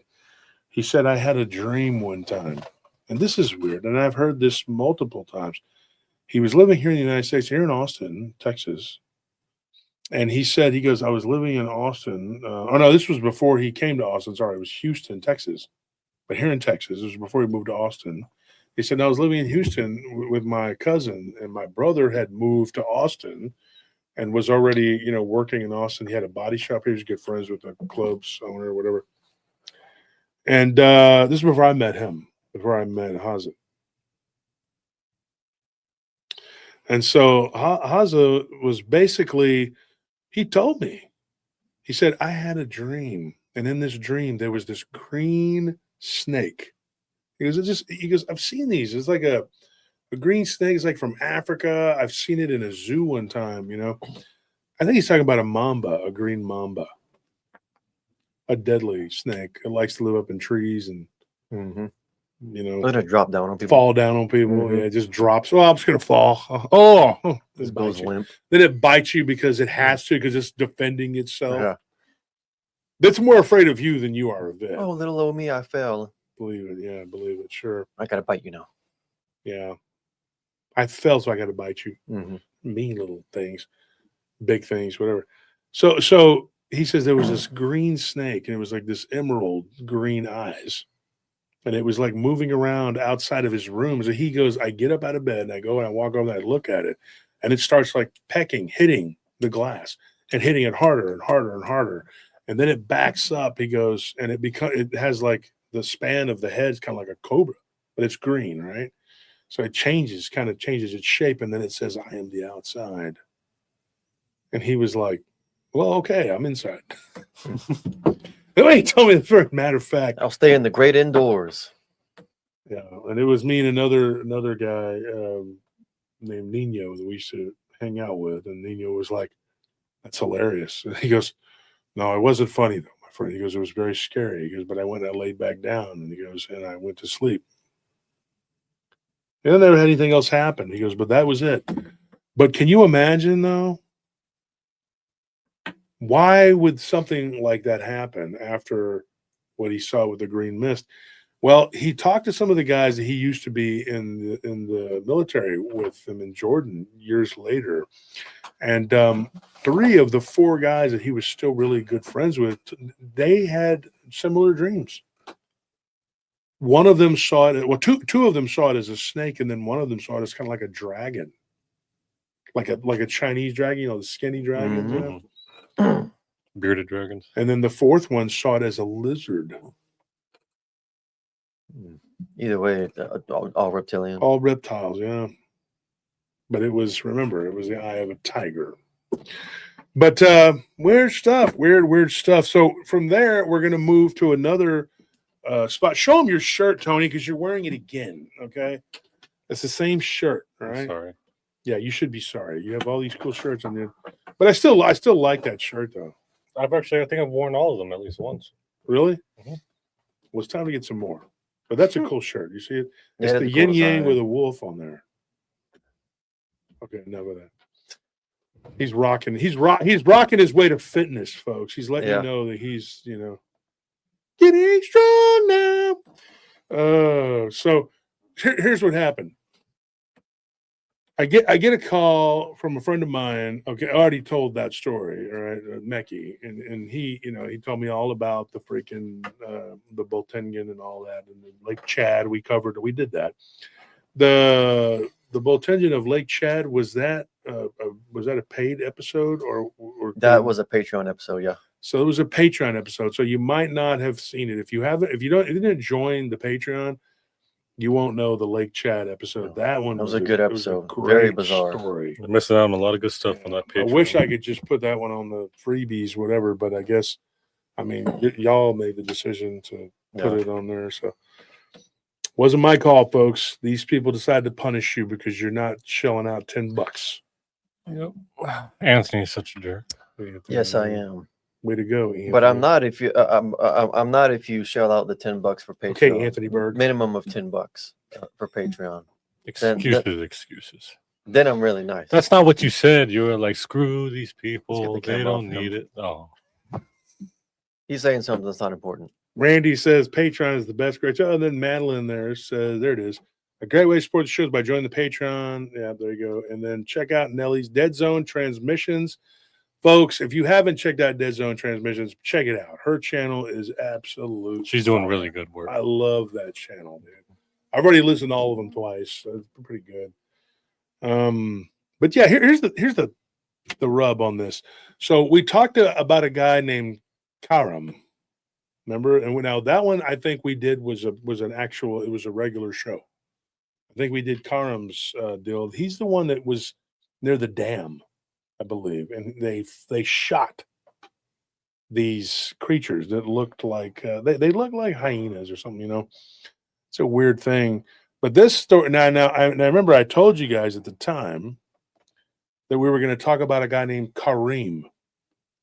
Two different people, and that's a little bit confusing, I know. But Karam is from a whole nother country. Kareem is actually from Syria. And here's another interesting thing, right? We were talking about home, HOM, Syria, on the show on Monday. If you don't watch the Monday show, go back and check it out, man. We were talking about all kinds of stuff. We got into quantum physics. It went everywhere. And we were talking about Elagabalus, and we were talking about the black stone or whatever. But Elagabalus was from a Syrian family, an aristocratic Syrian family, and he ultimately became the emperor of Rome. It didn't last long because his husband, charioteer, weirdo, whatever, would whip him in the street while he was carrying a black stone backwards. And people can only take so much nuttiness, but before they're like, yeah, come on, dude, So the Praetorians took care of him and threw him in the Tiber, and that was the end of it. But that particular city is where Kareem was from. He left there when he was young, and he traveled all over, and he was in the military. And he ended up going to Lake Chad, to work. And he was one of the different people that I was introduced to, not personally, I've never met him personally, but Mackay actually said, hey, here's another guy to talk to about the stories involving the hyena man. And here's the weird thing. We have another guy named Abdul Shakal, and he was in Yemen, and his neighbors were attacked by a dogman-like creature. God, there's some weird stuff out of the Middle East, full of horrors, dude. Mm-hmm.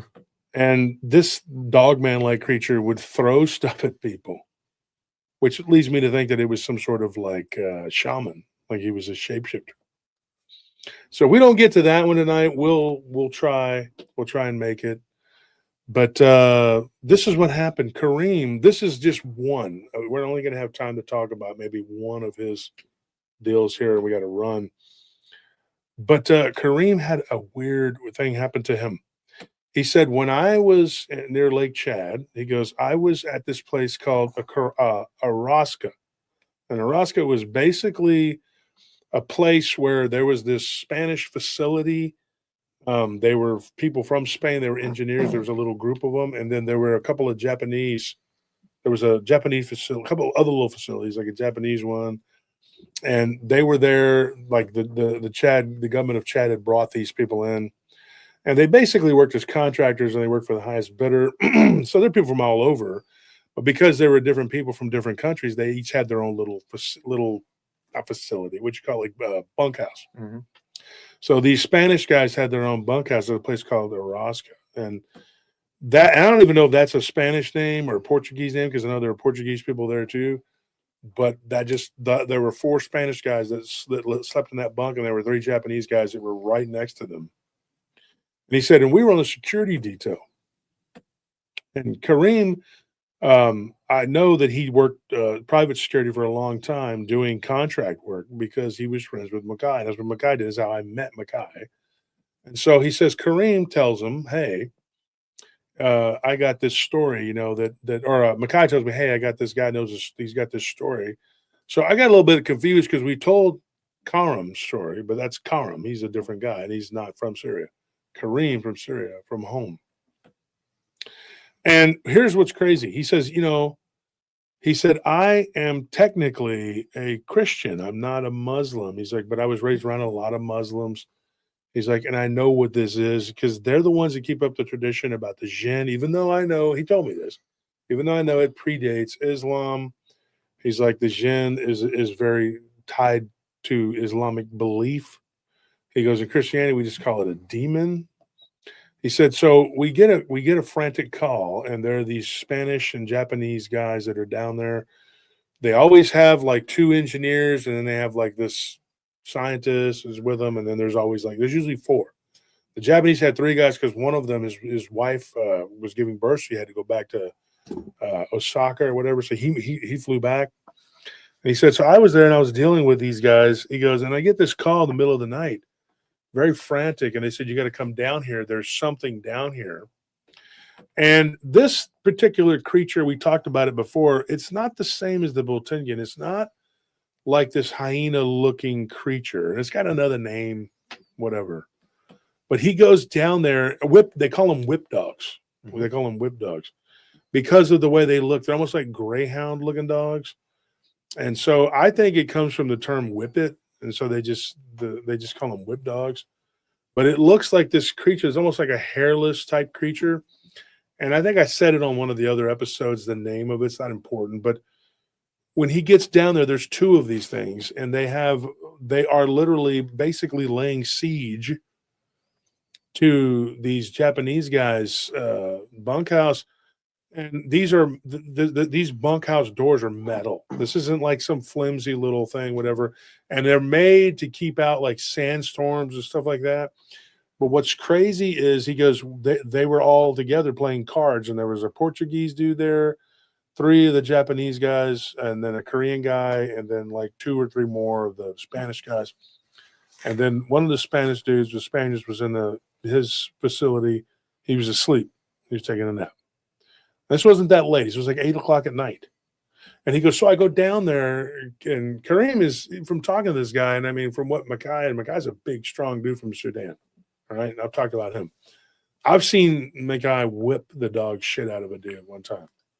This gangster came from the club and was like just back talking him, and the guy just beat his ass. I mean, he's just like, whatever, dude, and because the guy was making fun of the way he was talking, and the things went back and forth. And then this dude was like, my heart don't pump Kool-Aid. Next thing you know, he's on the floor. Like, I don't know if that was Kool-Aid. I think it was blood coming out of his mouth. But and it happened so fast. Me and the other guard, I just like, that grill guard I had, I was just kind of leaning on it, and I just was like, before I could get my foot off the grill guard.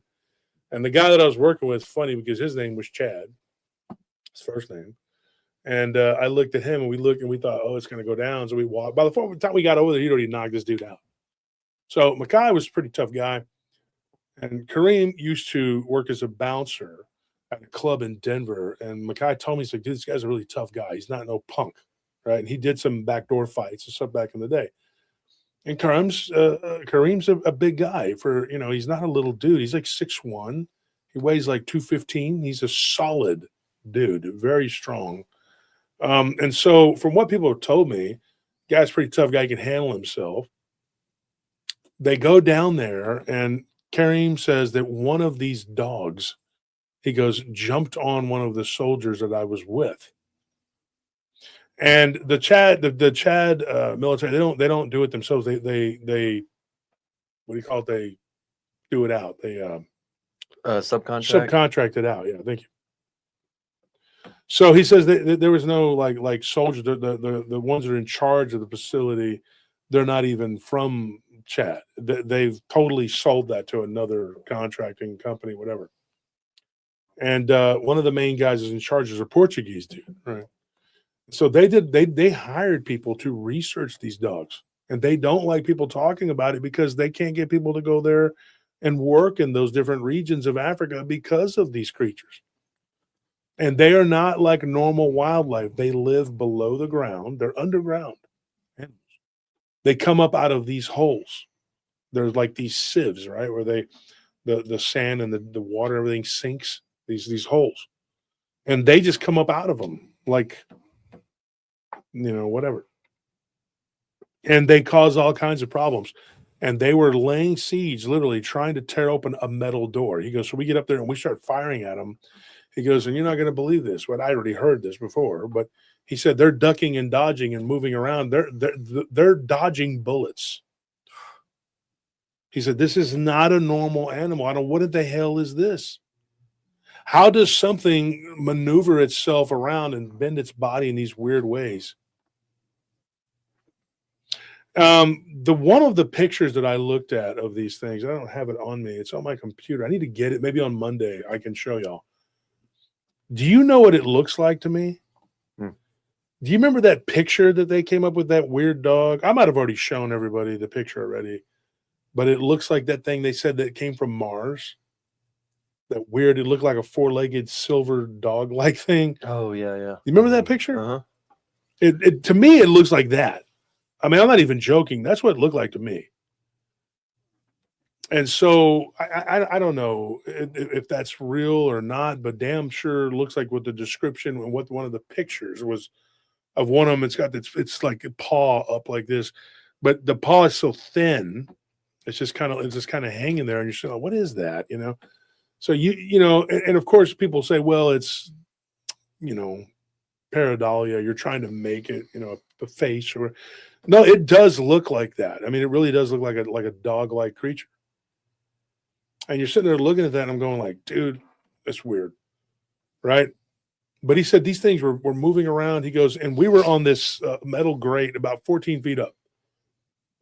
And you could shoot, these people, they have these metal slats that they can use to close, like they can enclose that, So they radioed him and told him, hey, man, we got it. Just close it up. He goes, we shot, we went through like 3 magazines each.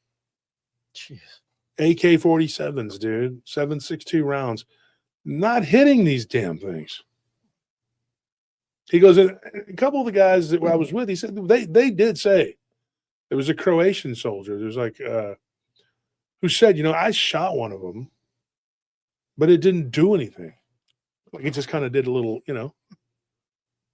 That's it. And then they dispersed, right? So they finally, after they made sure that everything was copacetic, then they went down there and they opened the door, and those guys came out. They were like, what the hell? One of the Japanese dudes was like, what was that? Like, what was that? What are those? And they're just like, and they're not supposed to talk about them. They're just like, oh, those are dogs. Those are wild dogs. And one of those Spanish guys is sitting there, and he's just like, that is not a dog. There's no dog that I've ever seen. And there's bull crap. And the Korean dude was like, I'm out of here. I'm on the next plane. I don't know what the hell that was. But and he said that it looked like an alien life form. And he's probably right. The guy from Seoul. He said, you have aliens here. I didn't sign up for this. Yeah. And so, yeah, it was a weird thing, right? But then Kareem serves his time there. He doesn't have any more interactions with these things, But he does have a weird situation. One night when he was off duty, there was this town that was kind of just like tailor-made for the foreigners to go and drink, you know what I mean? And the way he described it, and Kareem's kind of a funny guy. He goes, "You ever watch Star Wars?" And I go, "Yeah, I love Star Wars. It's awesome." He's like, "You know the bar with all the weird shit? The people with the weird faces and the horns and all that?" I said, I was messing with him. I said, "Kareem, what are you talking about? I've never heard of." Yes, the bar, my friend, the bar with the weird animals, people. And I'm like, "Kareem, the animals? What?" I've never heard of the Mos Eisley Cantina, Kareem. You sound crazy. Then he's like, "What do you watch a Star Trek?" I said, "I don't watch that. It's crap. I don't know what that." Watch the Space Waters. The Space Waters. But he tells me, he says, "You know the bar, my friend." He's starting to get aggravated. Yeah. He's like, "The bar, there's like a bar there. It's the weird people from everywhere." That's in the way. He goes, "Same thing. Like that, you should go in there." And I'm all like, "Oh, you're talking about the doot, doot, doot, doot, doot, doot." He goes, "Yes, my friend. You know what that is?" I said, "No, I have no idea." Oh, God. Then he starts talking again. He goes, You trick me. You play trick." I said, "Yeah, I'm messing with you. Yeah. I know exactly what it is. I used to hang out there. Me and Boba the Fat, we used to hang out there. We were buddies. He still owes me some credits, but oh well. Water under the bridge, right? We'll see each other again. Don't worry, Boba. Who shot first? Yeah. But here's what's weird, right? Here is what's so weird. This guy, he goes into that bar and they are literally talking about this guy that was, one of these shapeshifters. He said they were having a conversation with him. They were saying there was a medicine man in the next town over. And that if you did favors for him, like aggressive, violent things, then he would give you money, like gold. He had money. And here's the thing. He looked like a dwarf. He was a dwarf, but there is a species of like demon, jinn, whatever you want to call it, that's dwarf-like and hairy. And this guy, he was like a short, hairy dwarf dude. And the people there, and obviously in Chad, are black. But this guy was light-skinned. And in their version of light skin, take a look at Anthony. That's what they look like him. Right? So this guy says, I'm going to go and talk to this dude, right? One of his friends, this guy Carlo that he knew. And he said this dude was not this dude that he knew. He was from Malta, and he was not impressed with any of the culture of the fear and all that. I mean, Malta, they had like the giants. They have these all kinds of. Yeah. And he's a Maltese dude. He's like, "I'm not afraid of this. I'll go. We'll go. Let's talk to this guy." So Kareem says, "Okay, let's do it tomorrow. I've been drinking. Let's go back to we got another day off tomorrow." He said, "My days off at that time were Thursday and Friday." I was like, "I'm going to make the most of it. Let's go." So they got a couple of their buddies to go with them. This Georgian guy, that's Russian, or I guess a couple of Russian guys. One was from Georgia, the country. And so they end up all going down there. And he goes, "It sucked because it was a horrible drive. And there was a guy that took us there. It was like a guide. And you can't really trust these people, man." He goes, "You gotta be real careful." He goes, "Only our guns kept us safe." He's like, "And we had to go on these motorbikes." He's like, "And one of them was one of those little passenger cars on the motorbike." He goes, "And I was the lucky one to sit in that thing." He goes, he's like, "My friend, my ass hurt for a week. My butt hurt." And I said, "Your butt hurt?" "Yes, butt hurt. Yes." He's like, "And then the other guy, though, it's worse. There are two guys on motorbike, almost wreck. It's so hard to drive." And eventually he goes, "We get there. This guy lives," and this is what he says. This guy likes Star Wars. Tells me, he says, he's like Yoda, live in a little hut. It's just snakes. This is so gross, man. Nothing good there. I said, "No, man, I'm not going in that shit. You go, guys, go." what's funny about Kareem too is if you look at this guy, he kind of looks like a white guy.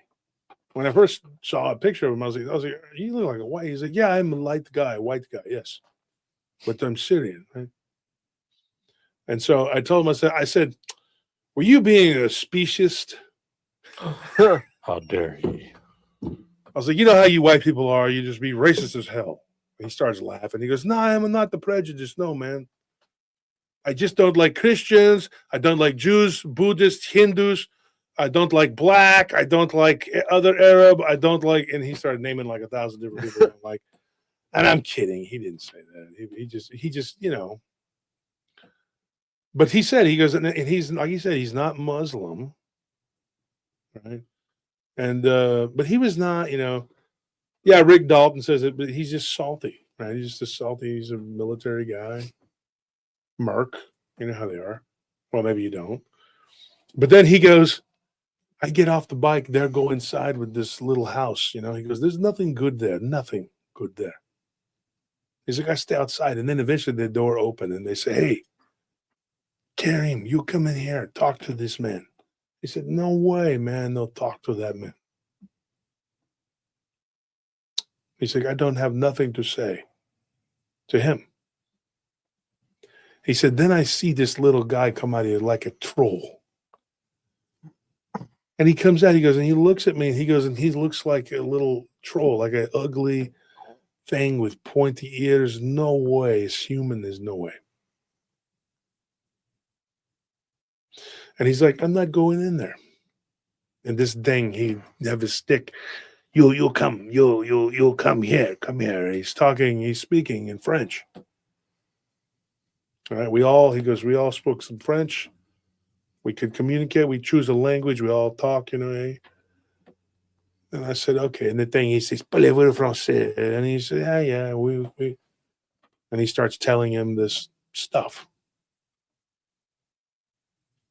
And he said it looked like a manchichi, like a monkey. Little monkey man. And he says, and he sits down. And he says, this thing, he goes, he come up and he touched my leg. Like he want to touch my leg. And I'm like, you get mad. I call him Ilipade. Like it means like, you know, you're a FAG. Don't touch me in French, right? Il chien, pede, you know. It's a bad word. It's in French. And he says, he tells him that. And the thing tells him, he says, yeah, hey, curse you. You get out of here. Go. And he says, good, no problem. I get out before I kill you. He said, I kick you. And he goes, I hit you. Like, he was mad. He goes, I don't like this little thing. This little thing. Very angry. I said, it's like a duende. I don't know what that, he goes, but it's ugly. And I get up, I go, I don't like this. This is bad. This guy. I said, he is the demon, devil guy. He's bad. He's evil. And Kareem was like, yeah, he was very upset, very animated. I knew why. Because of what happened afterwards to him. He goes, I go back, I sit in the car, my butt hurt all the way. The little devil guy come there and they go, look, man, this guy pay us. We go and we grab this guy from the town, we come back. I said, you commit crimes. This is a sin. And he says, my friend, I don't do this. It's so bad. This is so bad. These guys, they do these things. And he's like, I get back. And they say, okay. And he said his Russian friend, and he didn't do an accent, but I'll do an accent. It's your loss, my friend. I drink vodka and I go kidnap. And then I take back to Yoda. You know. Money's money, friend. Drink vodka, money. Yeah. That's how people look at it. And he's like, I get the first transport back to the facility. He's like, and then I start having nightmares. He goes, and then 2 weeks later, I get really, really sick and I get stomach virus. And it's like, I'm at the hospital. He's like, and this is a crap country. He's like, you know, he's like, Syria is considered, you know, like a third world country. He goes, this is bad, you know. He's like, I don't know if there's a fourth or fifth world, but this You know, like he goes, but because the facility had their own doctor, they had a guy come up there, and then they, I got sick in town, so they brought me back to the facility, and they took me, you know. He said, and I honestly believe this is what he told me. He said that they were doing experiments on those weird things, those whip dogs. He said, but what happened to me didn't involve those dogs. He says, I go back to Syria, and when I went back home, that's when the real fun began. He's like, it led to me eventually going to the United States and getting a job with my cousin. Eventually, I got married to a woman. She was from Lebanon, and we, you know, she was Lebanese American, and they're Christian people, you know, they're Maronite. But he said, he goes, this thing didn't leave me alone. He goes, and I know what it was. He goes, that little bastard.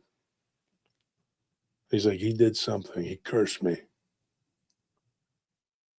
And what happened to me? He goes, happened to me in Syria. It happened to me when I went to Colorado. So he told me, he says, man, let me tell you something, man. It was horrible. What essentially happened to this guy was this, whatever this was. He said it just looked like a hairy little dwarf man with pointy ears and a big nose. Now, we talked about this again on Monday. I think we did. We talked about the Darrow. Was it on Monday? Yeah. We talk about a lot of stuff on Monday. If you don't watch the Monday show, that's where all the information is, and people's stories and stuff. But we ended up talking about the Darrow. They have the long noses and the big ears because they're so old. The Shaver Mysteries, Fate Magazine, Phyllis Galdi. That's when this used to be the person that produced that magazine. But yeah, it's really weird, right? So what ends up happening is something that I'm going to have to talk about tomorrow night because I have to go. But we're going to get back into it, and we're going to talk about what happened to Kareem because it needs to be discussed. The Boteljen strikes again, and his encounters or what happened to him were pretty wild. And by his own words, he's like, by the grace of God, I'm alive. I'm still here. But that's going to be for tomorrow night. And we're at the 2-hour mark, and I have to run. My wife isn't doing well.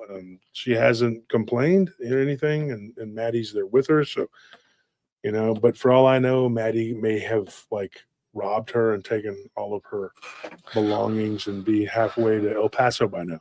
She's taking our animals too. And stole Elvira because she thinks Elvira's hers. I'm going to tell you something, Maddie. That's my dog. All right? That is my dog. It's always been my dog. I'm letting you borrow her, but that's it. I want it back. Well, I don't even think it's limited to Elvira. I saw her sneaking peeks at Banjo and trying to pet him. Oh, I saw her playing with what's his face? Panzer too. The Panzer. She's trying to convert him now to Maddieism or whatever. She even went and tried messing with Story, and I was like, what? "You can't be doing that. That's not My allowed. ferret? How dare she?" Are you trying to mess with our ferret? Get your own pets, like a spider or a scorpion or whatever it is. Something that that you play suits you. with. Something that people from Chicago are into. A bat or something. What are y'all into? A baboon? I don't know. Oh, in Chicago is probably like a Glock. You see, Elastic knows. He's like, oh my, Maddie, I'm not surprised at all. Exactly, Elastic. I got to go back and check on my wife because no telling.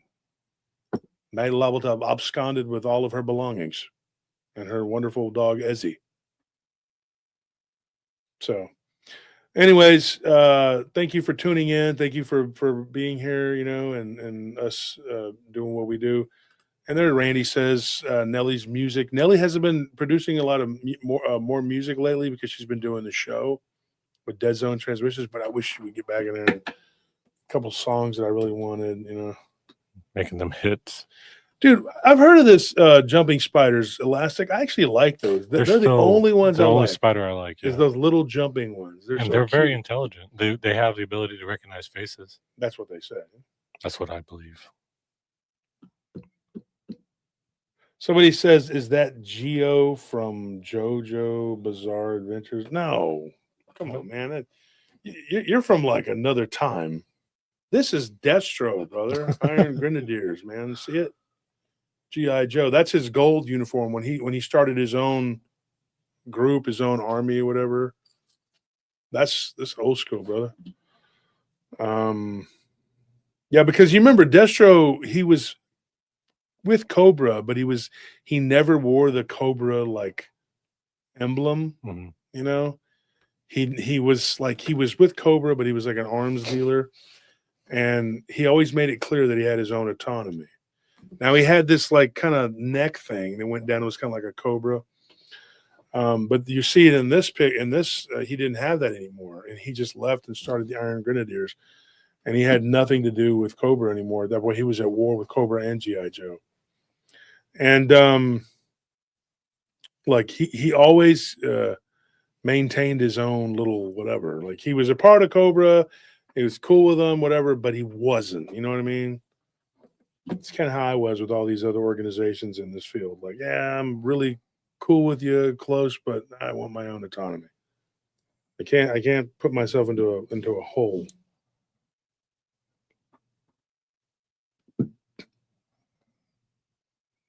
There's a Transformers and GI Joe movie. They're working together. What?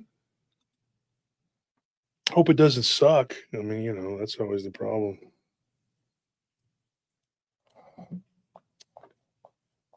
No.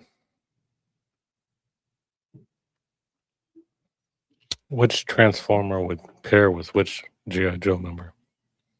Decepticons and I don't know. I mean, if you're talking about Generation 1, you'd have to find like Thundercracker. He was like a Decepticon, Mhm. and he really didn't like. If he had his choice, he wouldn't be. He was just kind of he was kind of like Octane. They were both kind of like, I mean, I'm doing this because it's the best deal I got. But if they really had their choice, they would just do something else. And you had Skywarp, who was really mean and nasty.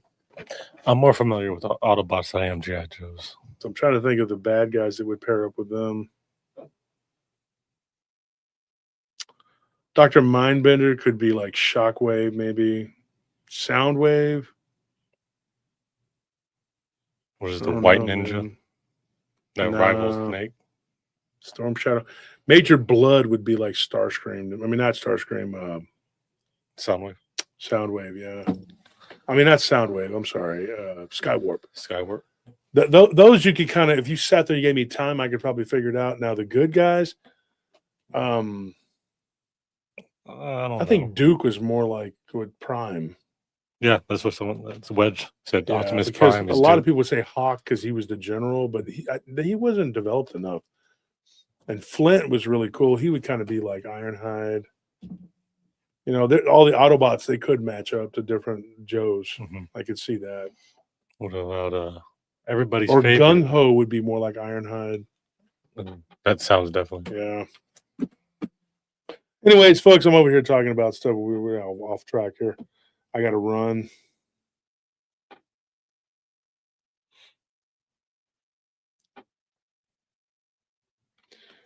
They paired Zartan. I have a Zartan shirt. I haven't worn it yet. And Soundwave. That's crazy. What about Sergeant Slaughter? He came later. He was like in 1986 when GI Joe was starting to kind of change, and it was in his last couple of years of the 3 3/4 inch figures where they started, they started coming to their end. I think it's like 88 when they really ended, but it was like 86 or 87, I think, right? And that was when Transformers changed too. It was like 84, 85, and then 86, 87, and they all kind of fizzled out. It changed because you had two really good seasons of the Generation 1 and 2 seasons of the. Because if you remember, after the Transformers movie, the cartoon movie, the next 2 seasons changed. It was all in outer space. Mhm. They weren't on Earth anymore. So the first 2 seasons they were on Earth and they were fighting for the resources of Earth, stopping the Decepticons, whatever.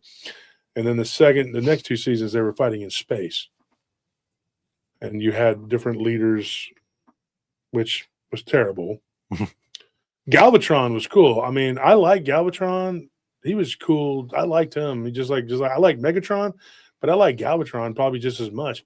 But Rodimus Prime, like, dude, what in the hell was that shit? Dude, that was so lame.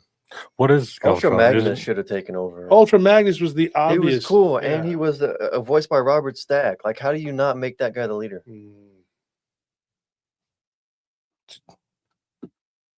I don't know. It was weird. Isn't a Prime like a title? Yeah. Cup. Then it would be Ultra Prime. Sergeant Slaughter was paired with Cup. That That's weird. doofus light blue goofball from the Yeah, Cup was Generation lame. 2. Yeah, that was lame. The Planet Eater, that would have been Unicron. Hmm. I love in the movie where Megatron, he calls Megatron out like he's like, I killed him with my bare hands, talking about Prime. Hmm. He's like, you exaggerate. And then when he gives them their new bodies or whatever, and then he's like, nobody controls me. He starts trying to act all whatever. And Scourge reminded him, he was like, hey, we belong to him, dude. I mean, we needed to live, and Unicron's the only way we could do it. So.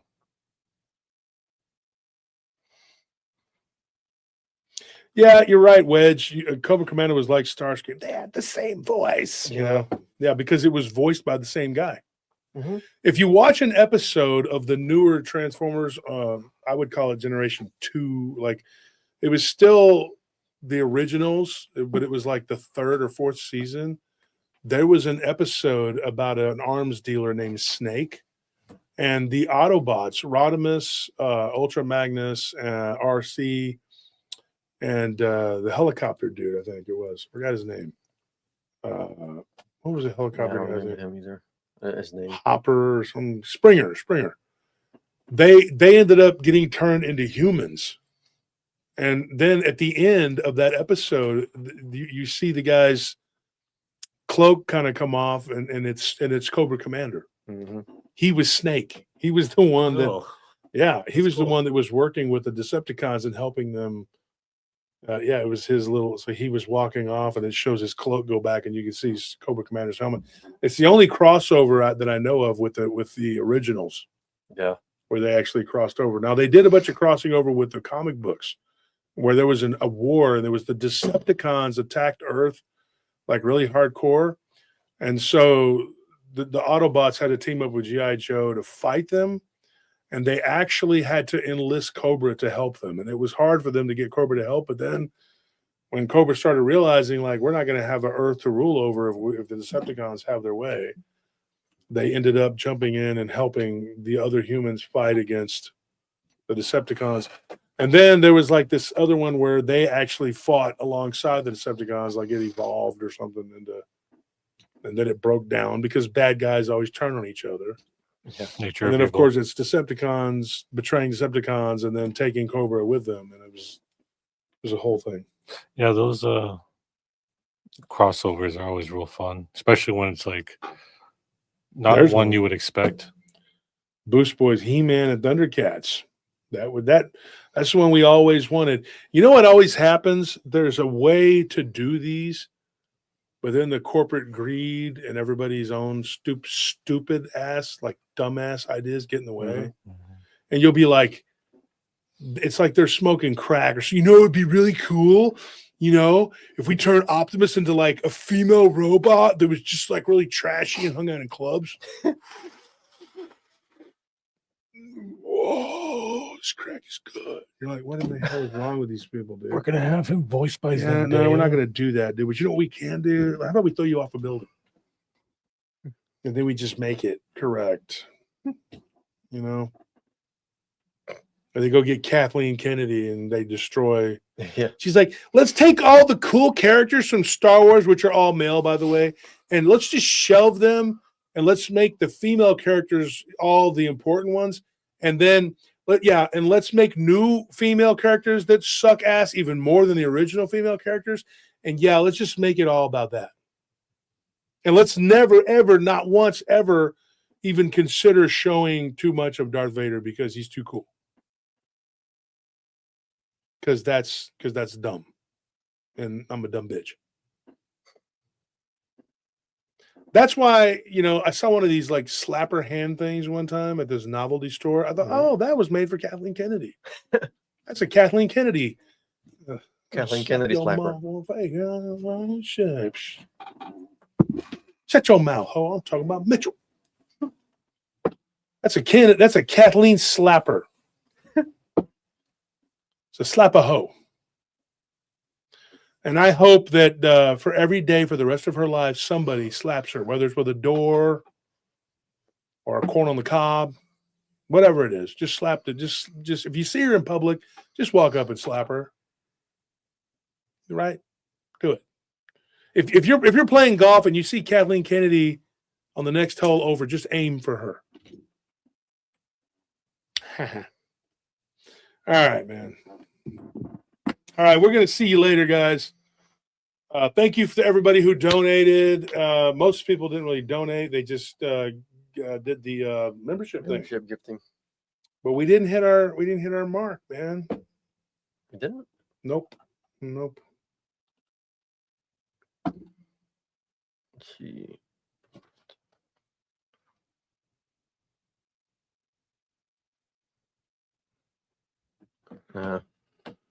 Nope. All right. Well, maybe next time, folks. Thank you for tuning in. Thank you for being the best part. I really got to run here. It's already 15 minutes past when I got to quit. And so, anyways, I got to run. Thank you. Good night. I'm going to end the stream.